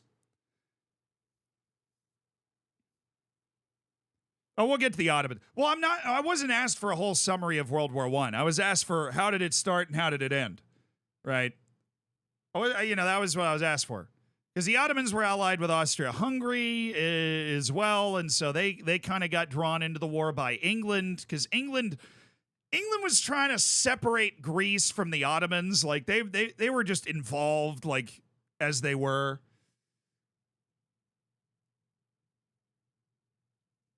Oh, nice. Juanine, thank you so much for the 17 months. I actually didn't know that. That's obviously a good chunk of change, but I did not know that. Javier, look, that Javier Tebas thing was just so freaking weird, though. It's just so freaking weird. If you haven't watched that Zealandism on that, it was, it was so freaking weird. But yeah, it was just nasty fights of the Isonzo. Really, really brutal fighting. So I don't want to give the Italians no due because they were there. The Italians were super involved in the fighting. A lot of Italian people died trying to move the Austria-Hungarian army off of the Alps, which they were not able to do, right? The Austrians, the Hungarians, the general Yugoslavian people that were part of Austria-Hungary, they were all dug in like a tick and they wouldn't move. And then they would push back the Italians, and then the Italians would push them back into the mountains. It was a whole thing. But the reason it ended was because the Ottoman Empire was a failing state at that time. And Austria-Hungary was a state that was new, didn't have the same infrastructure. New is probably overstating it, but it did not have the same infrastructural integrity of Germany because it hadn't been constructed as well as Germany had been constructed. And so the states basically were put under so much pressure by the war, they started to fail. And there was a blockade of Germany that meant that the German people were starting to starve. It wasn't getting terribly bad, but it was getting wildly uncomfortable. I mean, it was getting, running out of food and running out of water in certain places. Like, it was bad on the German home front. And so this is actually a really serious contributing factor to the anxiety and the anger that led Germany into World War II, is that Germany and the Axis powers felt like they didn't lose World War I on the battlefield. They felt like that their governments lost it because it was basically an administrative L. They took an administrative L and then basically got horrified by what was happening first. Yeah, but it was not it wasn't a military, and like there wasn't a sweeping battle where it was like it's Stalingrad, the tide turned. It was just like, what is this song? We're listening to the hardest geezers running playlist.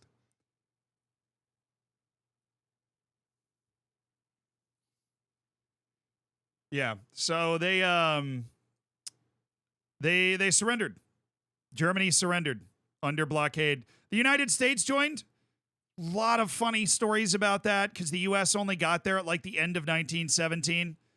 And that was a big turning factor. I mean, the U.S. pumped like 2 million dudes over there. And that's when the U.S. showed up is when Germany and Austria-Hungary and Ottoman Empire, they all looked at it and they couldn't see a path to winning the war. Like, you'd literally just run out of people first. And so they just kind of started preparing a surrender and kind of consolidating things. But the U.S. showed up at the end of 1917 with a ton of enthusiasm, and there are so many hilarious stories about like French dudes and English dudes that are just on the front line because they mainly showed up on that Western front. Like they didn't really go to Italy, they didn't go to the Ottoman Empire and like Gallipoli and that sort of thing. They're just like these exhausted, like trench weary guys that have been rotating in and out for like 3 years. And then a bunch of dudes from Texas show up and they're like, "Where's the fight, brother? Come on, man." And they had learned not so many Americans died.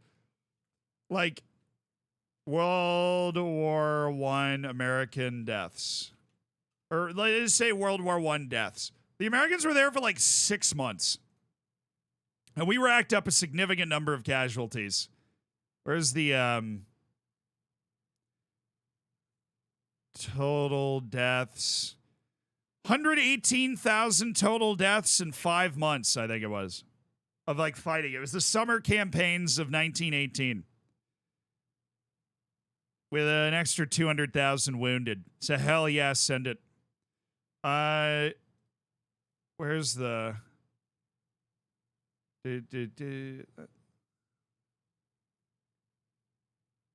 No, Portugal is in the war, yeah. Portugal was in the war the whole time. Portugal had an alliance apparently back to the 1300s with England, and they basically just tapped in. They honored the alliance. They were like, hell yeah, dude, we're in. All right, Ben El Hajjaj. These guys are playing for sharpness. George Shikichi's going to get his sharpness going. Okay, that's good. Did they not join right away? I thought Portugal joined basically right away, like after France and England got involved. Anyways, it ended because of, it's like the start of World War I and the end of World War I are like, they're hard to nail down in terms of what was actually going on, but it was it was a state loss. It was a logistical L that they took. Austria-Hungary and Ottoman Empire were both fledgling, kind of failing states under the pressure of the war. Germany was getting hungry, running out of various resources. Then the U.S. joined the war and started just throwing a bunch of dudes at the front line who were just doing wild, reckless charges, and that brought us to a point where they felt like their position was untenable and they surrendered. But German troops never forgave their leadership for that. German troops never forgave their leadership for that because they felt, because it's got to be tough. You spend that long watching your friends die and fighting with the resolve that, like, we're going to win this for the mother country or whatever. And then, all of a sudden the war just ends and you have to accept that you lost, even though you feel like you didn't lose. That's a tough spot to be in, obviously. All right, where is Bellarmino Secca? Oh, he's cleared for 75 minutes of action. Well, let's get his butt out there, man. What's Shigechi cleared for 45?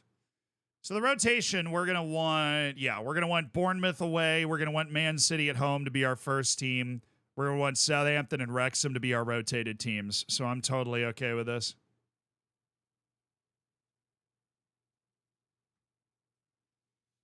So that, in short, right, is why the World War I started and why it ended.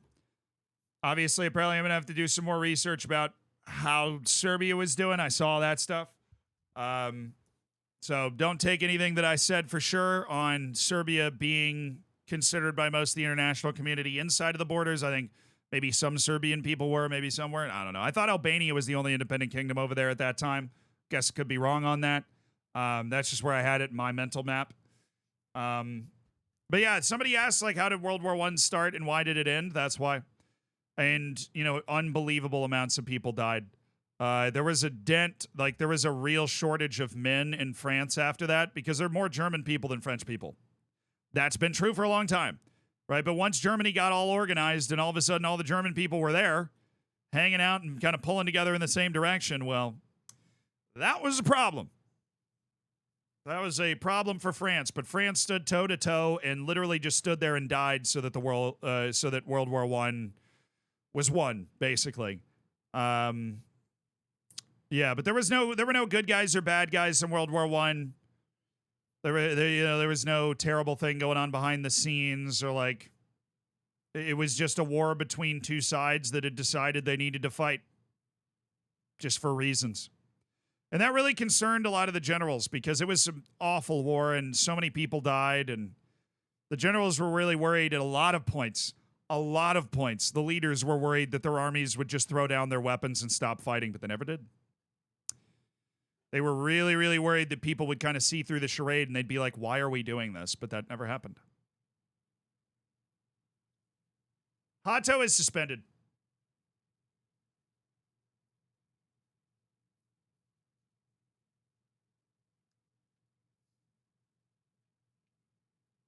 Do I listen to history podcast? Yes, hardcore history. If you want to listen to the entire story of World War I, I've listened to his podcast on that multiple times. It's called Blueprint for Armageddon. There's like 7 episodes. The whole thing's like 24 hours long. A tremendous listen. It'll walk you through the entire thing. Very interesting, very much in detail. If you want to learn about the Eastern Front in World War I, he has a series called Ghosts of the Ostfront. That is about the Eastern Front in World War I, which nobody, including me, talks in depth about much. So that's also, it makes it very interesting. Do we have a transfer target in this window? No, but we have a lot of money, and we know we want to sell some on Skoda, so we have the opportunity to make a massive splash signing at any particular position that we deem suitable, so I'm going to start George Takichi, Bellarmino Secca, Muchaid Kaya, Indrik Rodriguez, Javi Guerra. Oh, yeah, we are playing away against Bournemouth, though. That's going to be a bit of a tricky match. Okay. Be a bit of a tricky match, bit of a tough match. We got to make sure that we are up to the challenge here.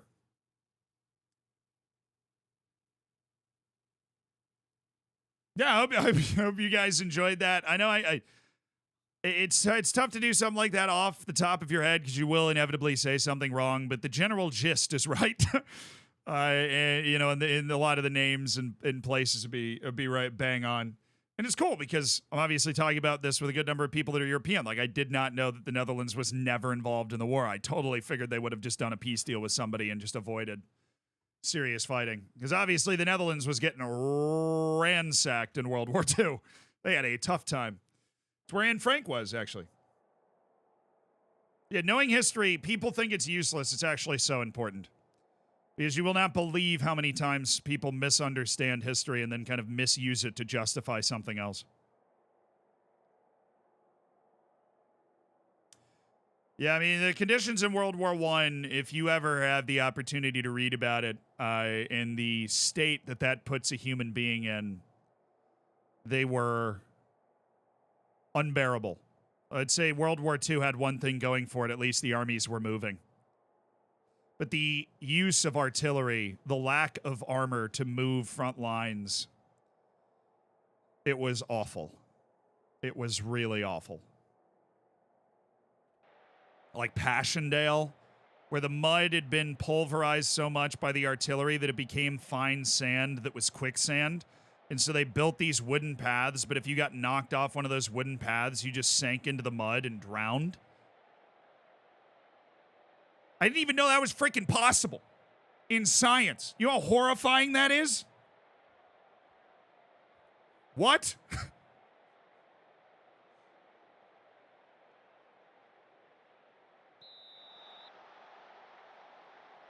Yeah, it was, World War I was the end of romantic war. Because there was that romantic idea of war and these cavalry charges and gallantry and bravery that existed since medieval times. Whether it was never true, but that, you know, the wars were smaller, they were contained. That was the first all-out war, and it was brutal. It was a brutal lesson for the world. And then all the issues from World War I were rectified spectacularly in World War II, and then the United Nations has at least prevented another all-out war from happening. So that's good.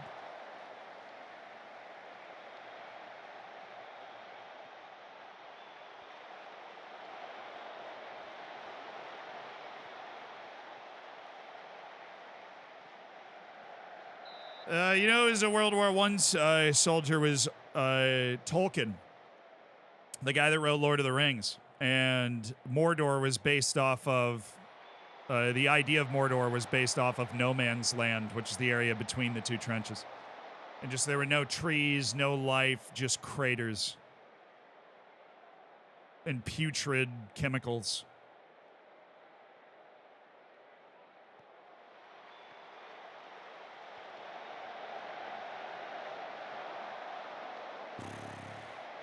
What scaling do I use on FM? I play on 1440p, 125% zoom, brother.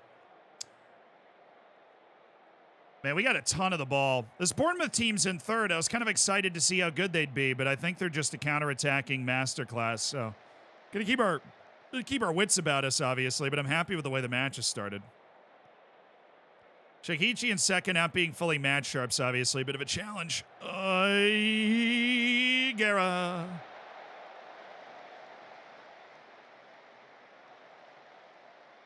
Hemingway drove an ambulance. Yeah, my great-grandpa drove an ambulance in World War I. Maybe you met him. They were just driving from the front lines back to Paris like 110 miles every day with a truckload of dudes that needed a hospital.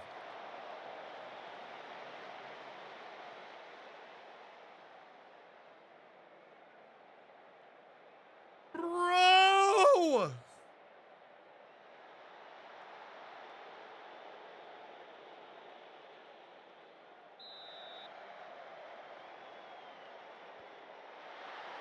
Wow. Kind of a nothing burger half, or maybe we had one or two highlights. They get a penalty off a corner and score it.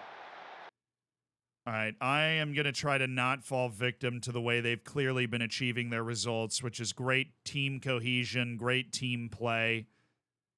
I'm going to try to not fall victim to that. I am going to go to this and see if we can create anything going into the half. Hey, I've got an adjustment. Omaha! Omaha!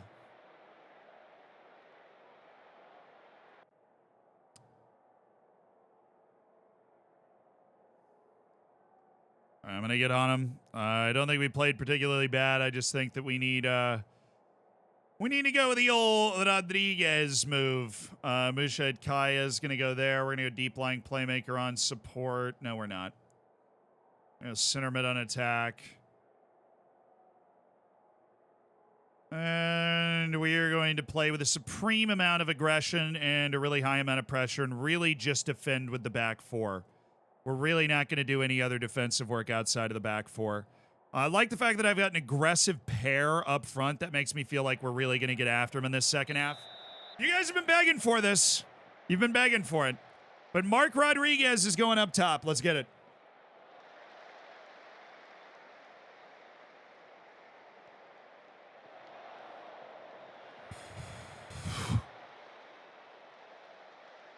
I'm playing Hammer 60. Screw the 45-minute limit. Kaya. Okay, George. Guerra, one more. Yes, Bellarmino Secca. He's offside, but the guy touched it. That was onside and would have been a goal, and that sucks. Okay, guys, let's try it again.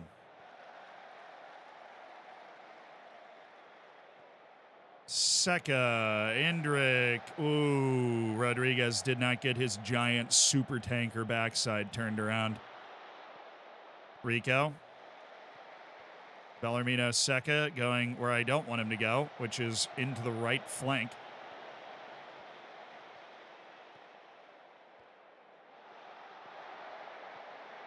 Big save by Gongstead. I was hoping we'd be able to block that. Ref, that's a yellow! That is a yellow!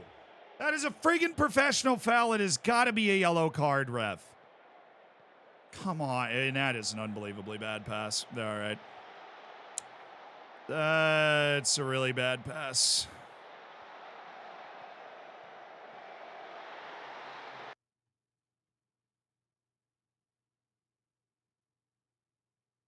What are you doing, Guerra?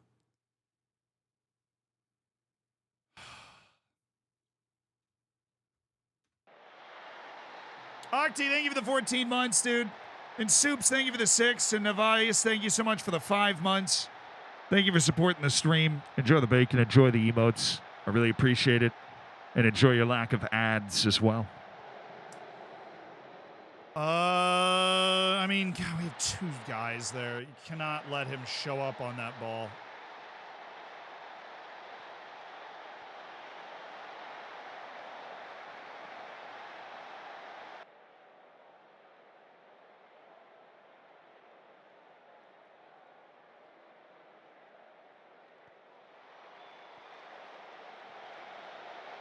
Oh, Gary, you gotta keep that down. Gotta keep that down. It was open if you keep that ball down now. It was friggin' open.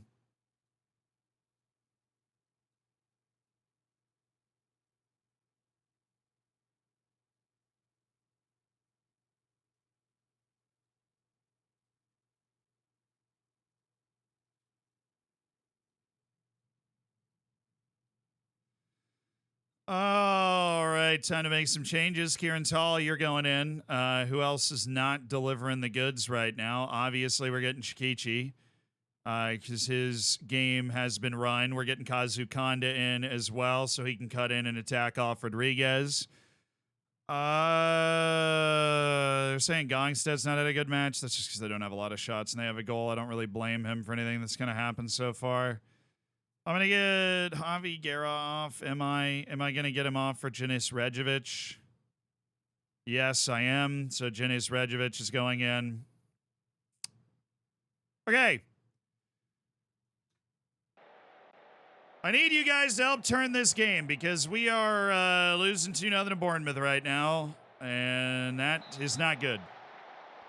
Nick, thank you for the 21 months. I appreciate it.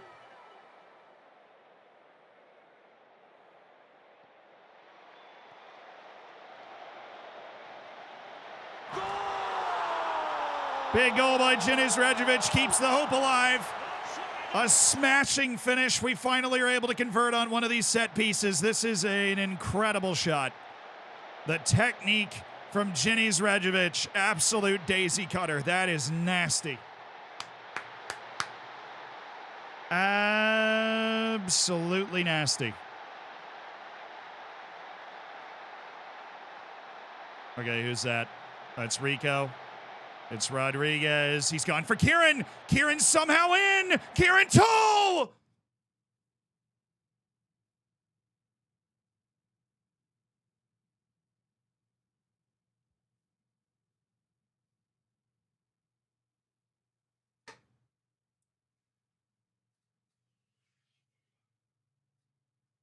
Okay.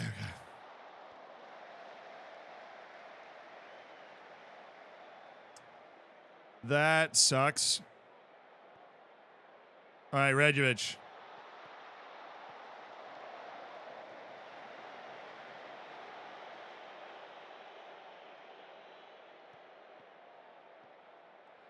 Oh, you know, that's just the best midfielder in the world, just giving the ball away on a turn. Oh, that's my ball in a great spot. McIntosh. Still McIntosh. He's got all that pace, all that movement. Kieran Tall! Redemption for Kieran Tall, and it's 2-2.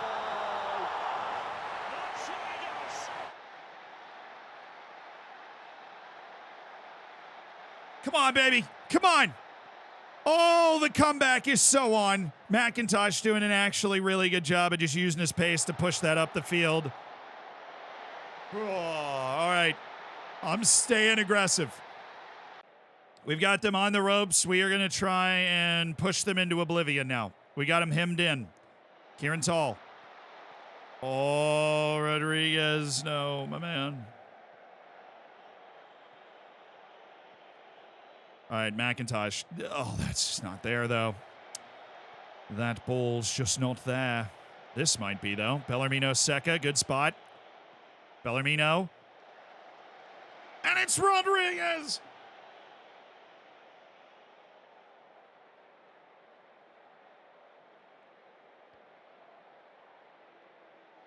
All right, McIntosh. Oh, Rejovic, no. Yes, Rico Lewis. Where is this highlight ending? Kazukanda. Rejovic, oh, he's got by one. Oh!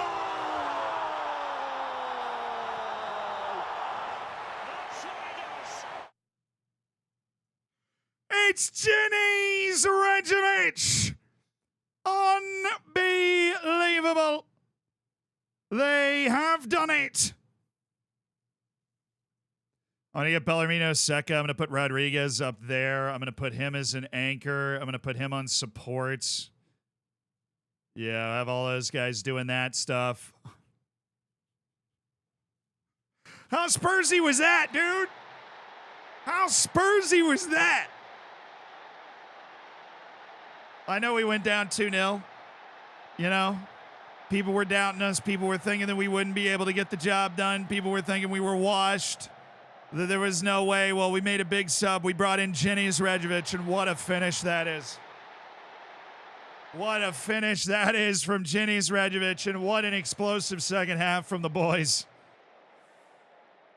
All right. Oh, Rico, bad touch. Oh, my goodness.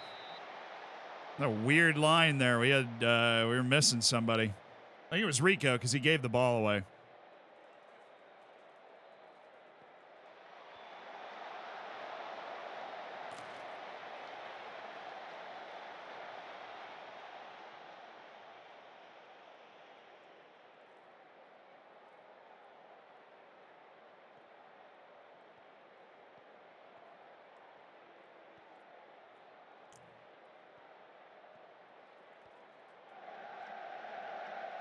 Oh, that was good play.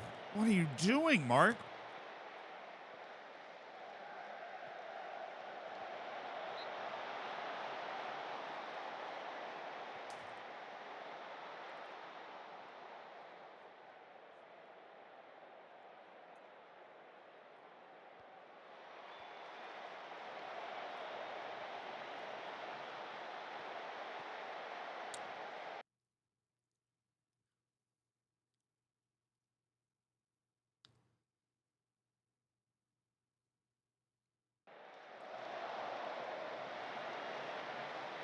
Don't let them just knock the ball up now. Don't let them just knock the ball up.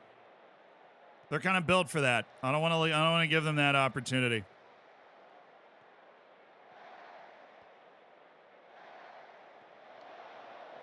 You are so bad with the ball. What the hell is your problem?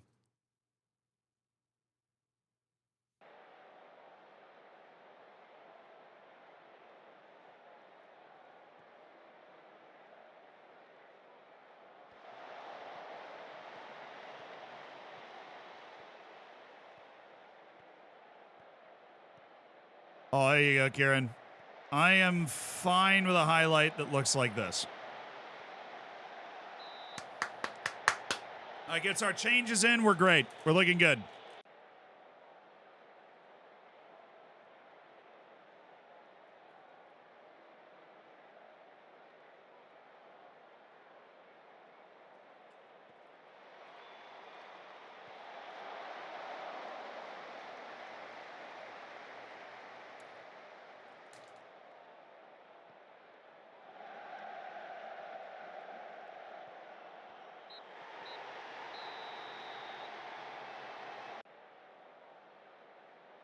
What a freaking comeback.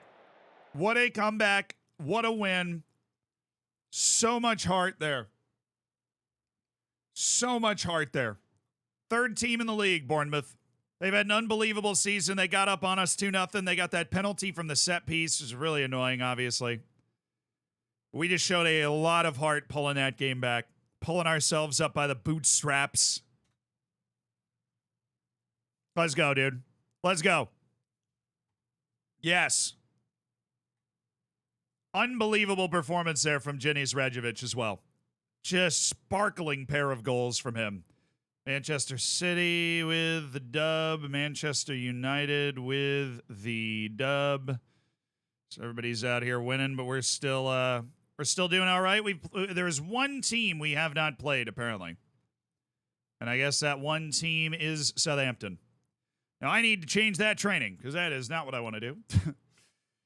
I need to change that training. So, thinking maybe a little match tactics. And then, like a... Yeah, I didn't really get any defensive training in, so... Get that in there. What we want is our team to be kind of back on it with the Manchester City match on the first. So we're going to rotate here. Radjovic will start in that situation also. Though, like, 55 million. Yeah, dude. Go for it. Oh, so I was worried there was somebody I'd forgotten about that was going up to AFCON. Well, that'll help us. We don't have anybody going to AFCON, then that means other teams have people going to AFCON, and we will have an advantage. Huge.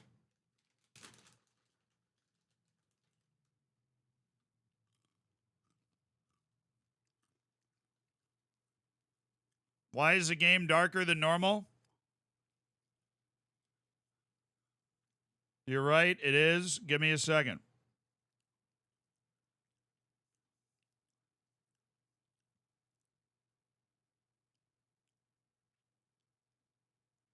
My journeyman save isn't going too good. There you go. Now it's a little lighter. That should be fine.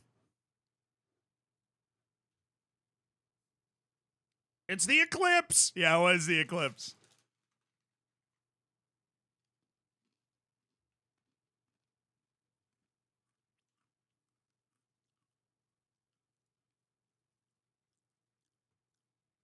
Oh, man. Clean injury report. That did not just happen. I didn't even finish the sentence.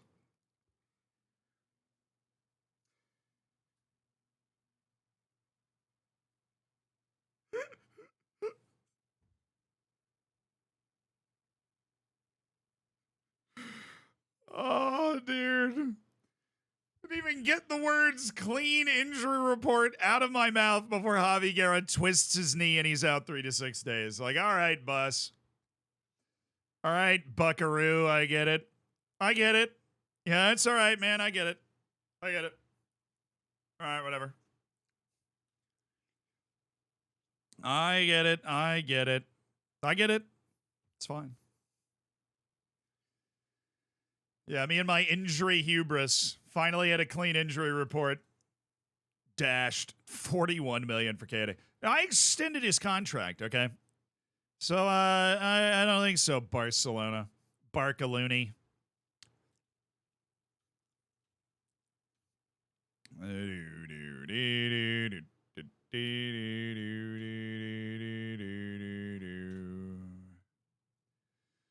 God, I love Pavlak. Please tell me he's under 300 million. Only 131 still. What a player.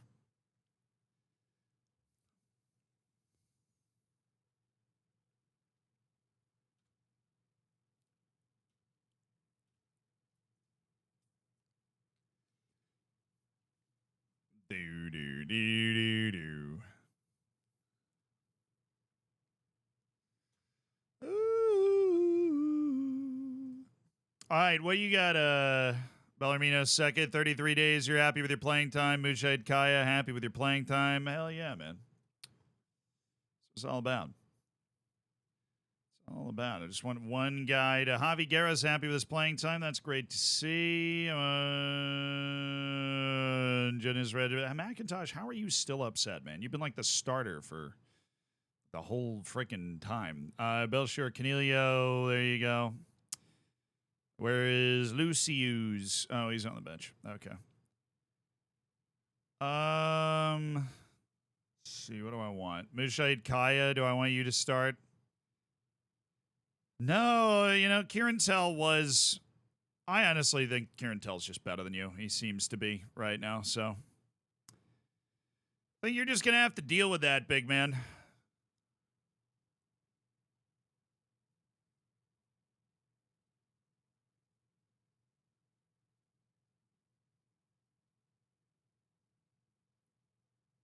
Hey, where's Ben El Hajjaj? Ben El Hajjaj, you're my guy. You're up. Where's Stoic? All right, Gongstead, Coyote, Rosales, Ben El Hajjaj, Doig, Belchior, Canelio, who's just never match sharp. Dude's never been match sharp once in his life. I'm just breaking it down, don't mind me. Nick, thank you for the 21 months. Actually, I think I already said that. Sorry. Thank you again. Appreciate you supporting the stream, man. Wouldn't it be better to find a world-class defender? I am always in the market for a world-class defender. If you know where anyone's hiding, let me know. Ain't nobody love you better.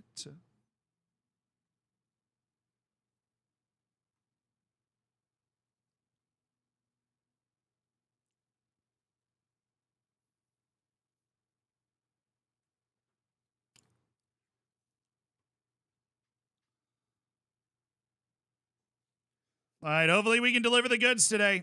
At home against Southampton, an easy match to overlook. Our final match of the first round of matches.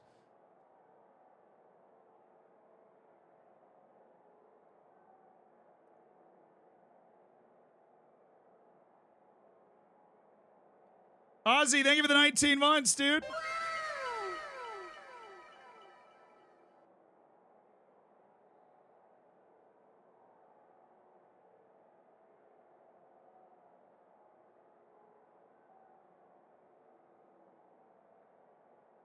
So the pronunciation of Ben's name is so wrong. I actually one of our mods, Israeli, Ayal, you might know him. He's helped me with that pronunciation. Hello. Yeah. Hi, sir. This is Jose. Nice to meet you. So sorry for the bother, but I'm just giving you a call about this place in Ivy Street, the 2904. Yours, perhaps. Yeah. I mean, why? Where did you find that it was mine? Has been recently sold. Is this bad an edge as well? To be honest, I couldn't understand that guy. It's just not fun if I can't understand him. I have no idea what that guy was saying at all. My boy was out here like... Who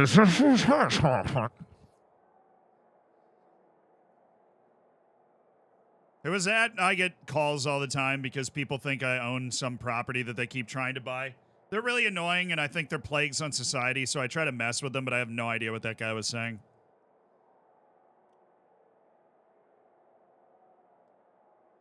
Yeah, he was... Dude was like... Like, dude was chewing it. Got great gum health, though.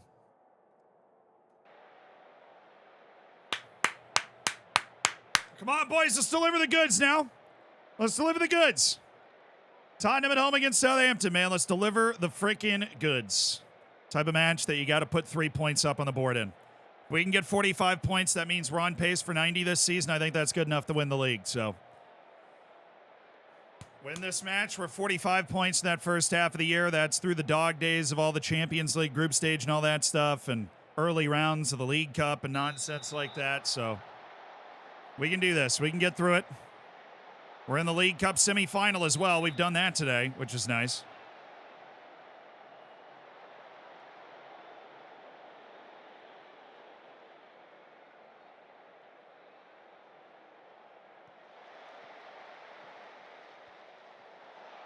What happened to the Man United logo? They sent cease and desist letters to the people that make the free logo packs to try and improve the game, so everybody had to remove the Manchester United logo.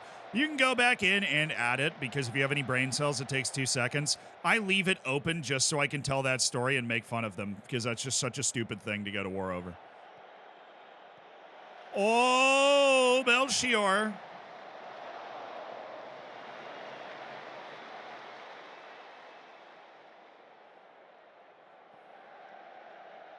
Oh, no.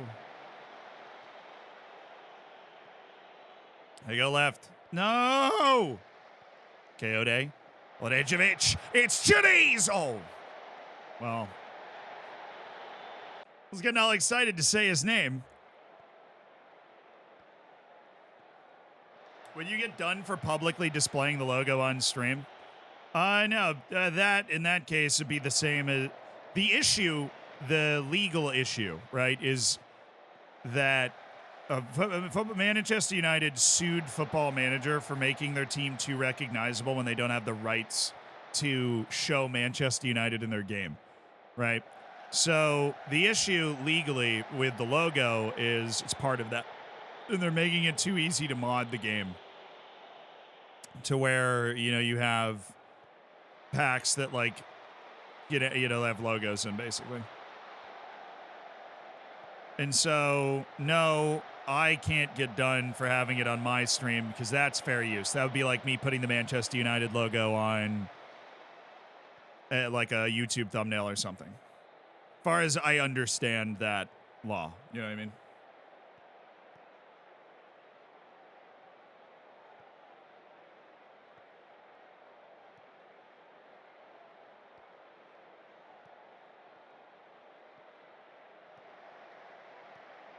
What do we? Yeah, dude, run to the corner. That's. Oh, just kidding. That's exactly what I wanted you to do. Oh my god. Oh, Marky Markethan. Markety Markethan.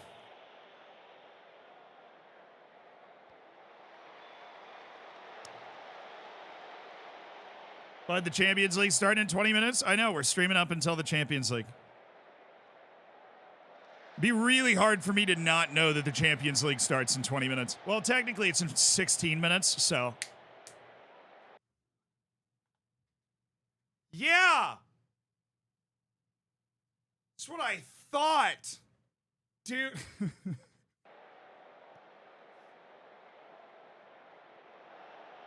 Ben El Hajjaj. All right.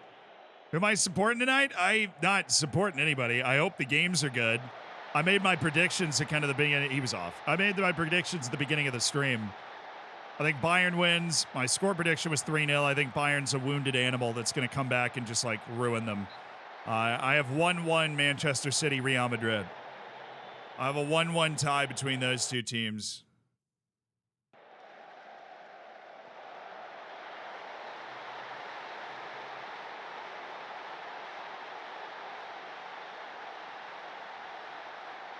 Canelio. Belchio Canelio. Please tell me we can win this game, dude.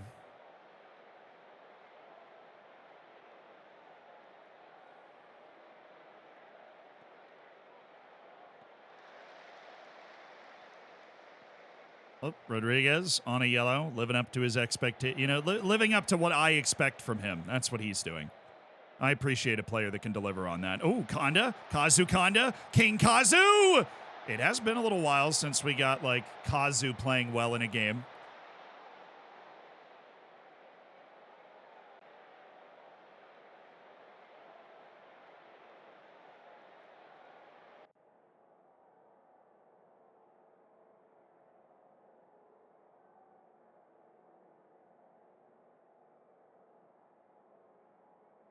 Dang it, Kieran Tall. Am I really subbing you at halftime for Mujahid Kaya, who's nervous? How dare you make me bleed my own blood? They're both nervous, but, you know, one guy's in a 6-point so maybe.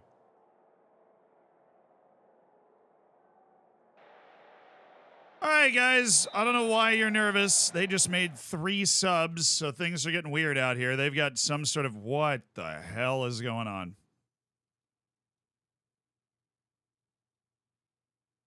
What the hell, man?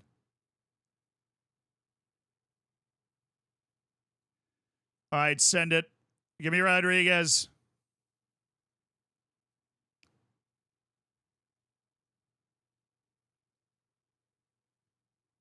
I don't really have a guy that can play that position. Okay. I know I want Rejovic closer to the goal, so we'll do Belchior Canelio doing that. Yeah. Neither of these guys are good. We don't have, like, Javi Guerra because he just got hurt, and he's the best at this kind of position. And then Seka can do it.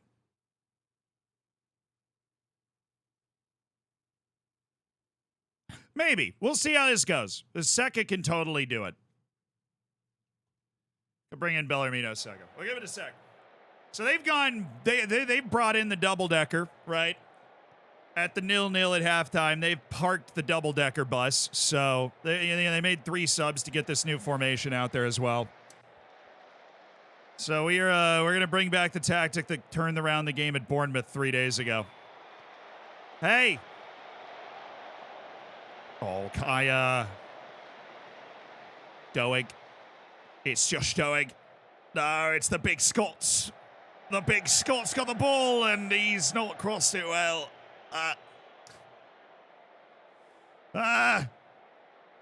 One more up top. Yeah, do you think? Do we have enough? Do we have enough guys up, or do we need? Like, honestly, you know, I could move one of the center backs up there if you feel like we need that. Feel like we need that.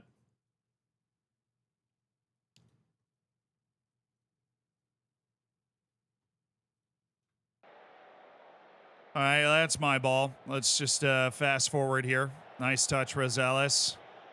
Rodriguez dropping in. Create a little interplay. KO Day. He's got the pace, got the ability. Good ball.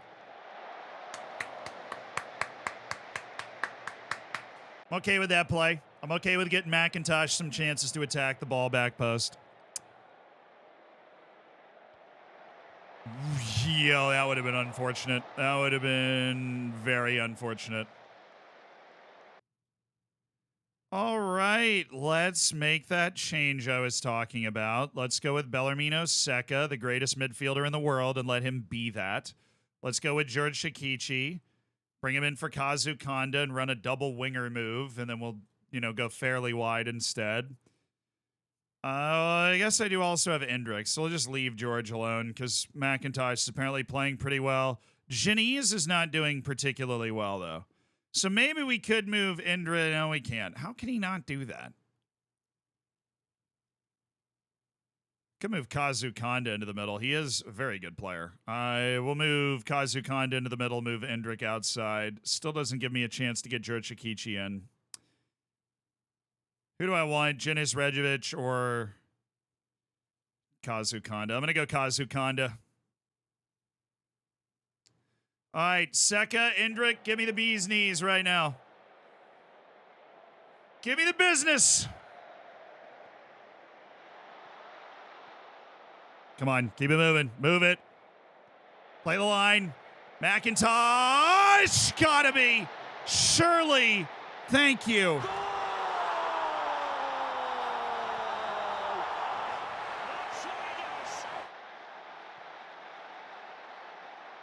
Never let it be said that I don't go for it. McIntosh creates the extra run. Didn't need to pass it. I was worried about an offside there, honestly. I was very worried that guy was going to get flagged. We'll stay in this until like 75, and then we'll call off the dogs. But they're real, you know, the way they've changed their formation, they're really passive naturally. So we should be able to just start scoring, you know, more goals, basically. Hendrick, what are you doing over here, man? Rodriguez! There we go. Oh, what is happening? They're not even in the right spot. They're not even in the right spot because FM doesn't like it when you do that. Okay. That worked out anyways. Mark Rodriguez is there. Neil Hall, thank you for the 5 months, brother. Flew into Bristol for a Melee tournament and had to kill time, so I went to a Taunton game on Saturday. Vibes were great. I know. Aren't they great there? I'm glad you're able to catch the game. Good luck in the tournament also, or have fun if you're just there watching. Jeter, congrats on the 4 years also. Goodness. Jeter, thank you for supporting the stream for 4 years, brother. I am well. I hope you are too. Hey, you've been around a long time now. 4 years, absolutely bananas. Come on, don't. I want a third goal for us, for the good guys, for the rebel cause.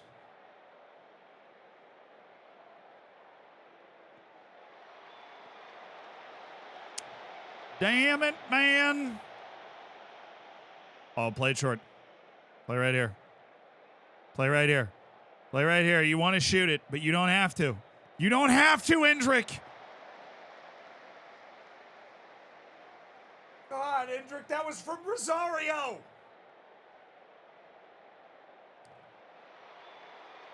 Wish you'd tell them. Like, as a coach, be like, dude, no. Don't do that.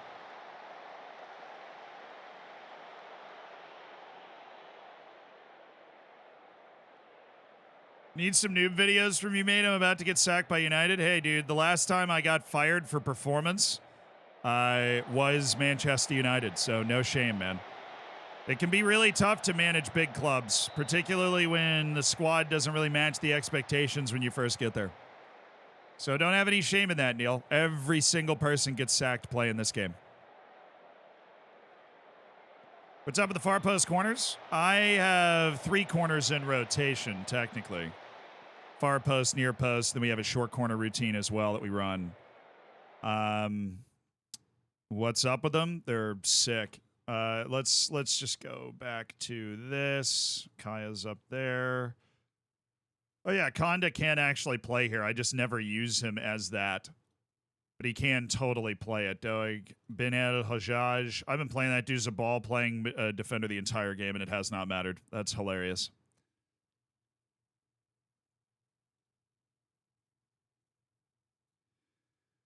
All right, Marcelo Enrique, I'm bringing you in to do that one thing you do really well, which is be an anchor man. We are up 2-0, and I would love to see that. Dude, you would... If I had a free kick in my own half, you'd shoot it.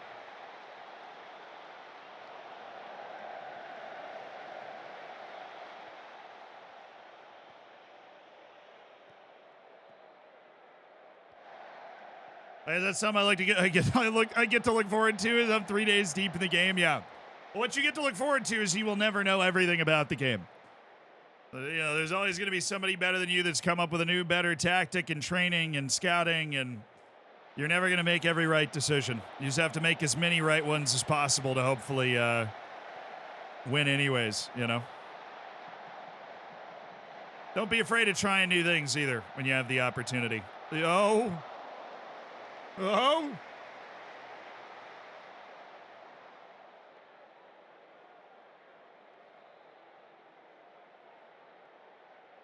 No, I made the Champions League final with Manchester United and lost in extra time and finished 3rd in the Prem, but because their expectation was to win the Premier League and I hadn't done it for 2 years, I won an FA Cup. I think I did win 1 trophy, but they sacked me.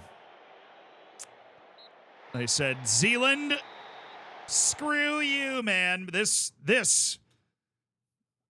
meeting expectations.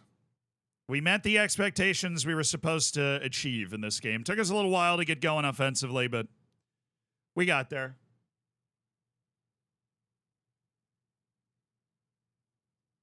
Listening to this song while getting abducted would be a vibe.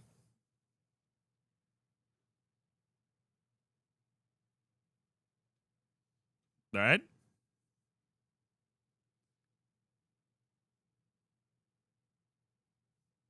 Well, my first league is New Zealand, and the Australia-New Zealand League we'll do this year.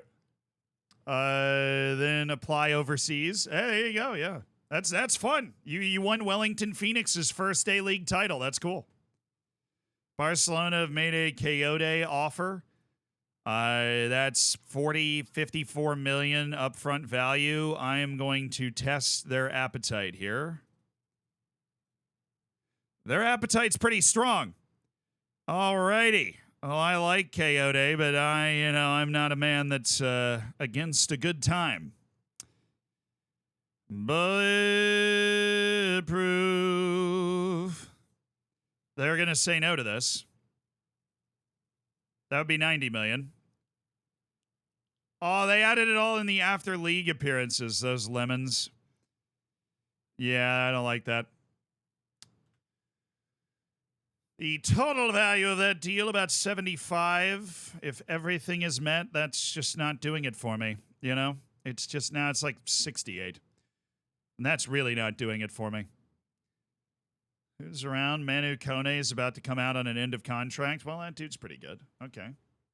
Doeg's contract set to expire. He has a 1-year extension clause in his contract, which we may trigger or we may renegotiate. We'll kind of figure that out as we go through the January window. Is Barcelona's window already open? Why am I getting offers on December 30th? I didn't think the AI offered a single contract outside the window these days.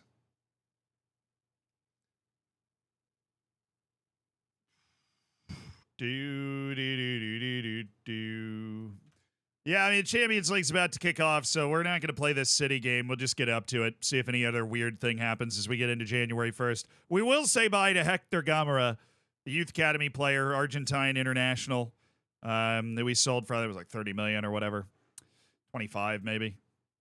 But he's finally able to join Chelsea now that we've hit January 1st. He really did. He played like 4 or 5 times for us because he is eligible for all that Champions League nonsense, you know what I'm saying?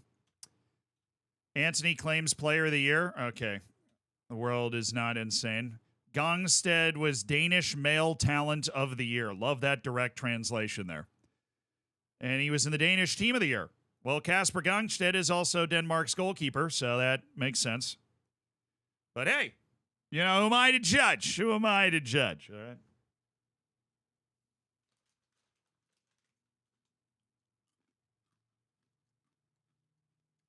Shea Getta's 17. We were looking at him earlier this month. So no, I joined in the summer.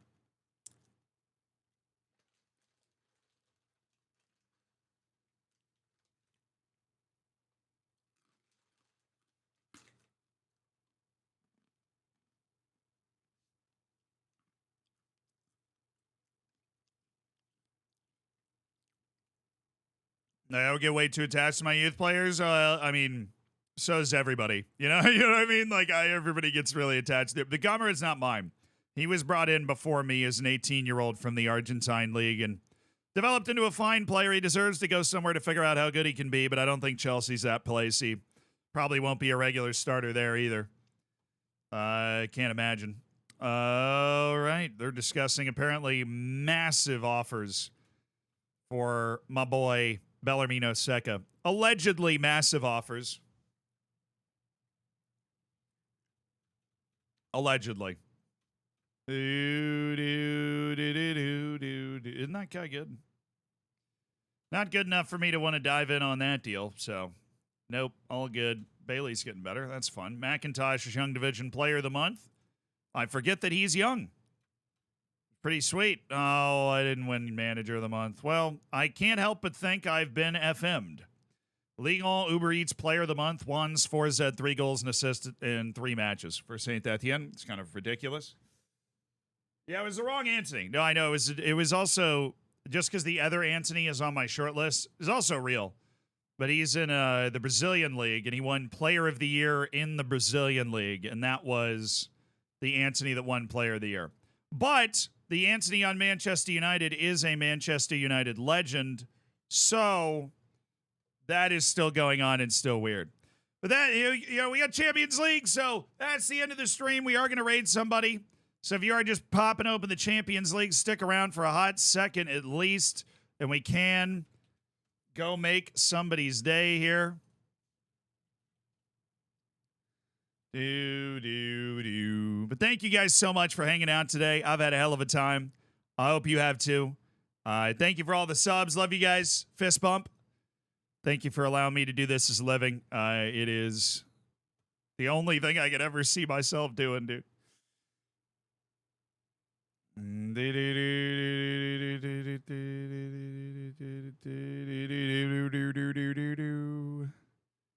Okay.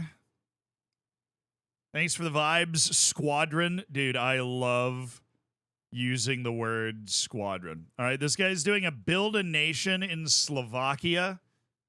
Season 8. Love everything about that. He's doing a Build a Nation in Slovakia. Right off the top, that is just outstanding. So let's show this guy some love. Let's make his day. And enjoy the Champions League. This is going to be an awesome Champions League window. So I'll see you guys on Thursday. Have a great day, everybody. Bye-bye. Get a copy pasta ready now. Come on. We're going tree. Okay. Bye, guys.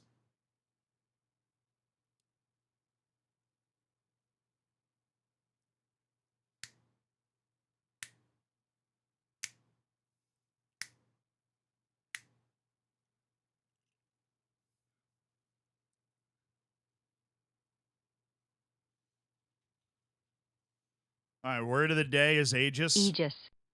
Aegis? Aegis. Aegis. Aegis. Aegis is a formal word that refers to the power to protect, control, or support something or someone. It is often used in the phrase under the aegis of. I thought it was Aegis. We're just mispronouncing it.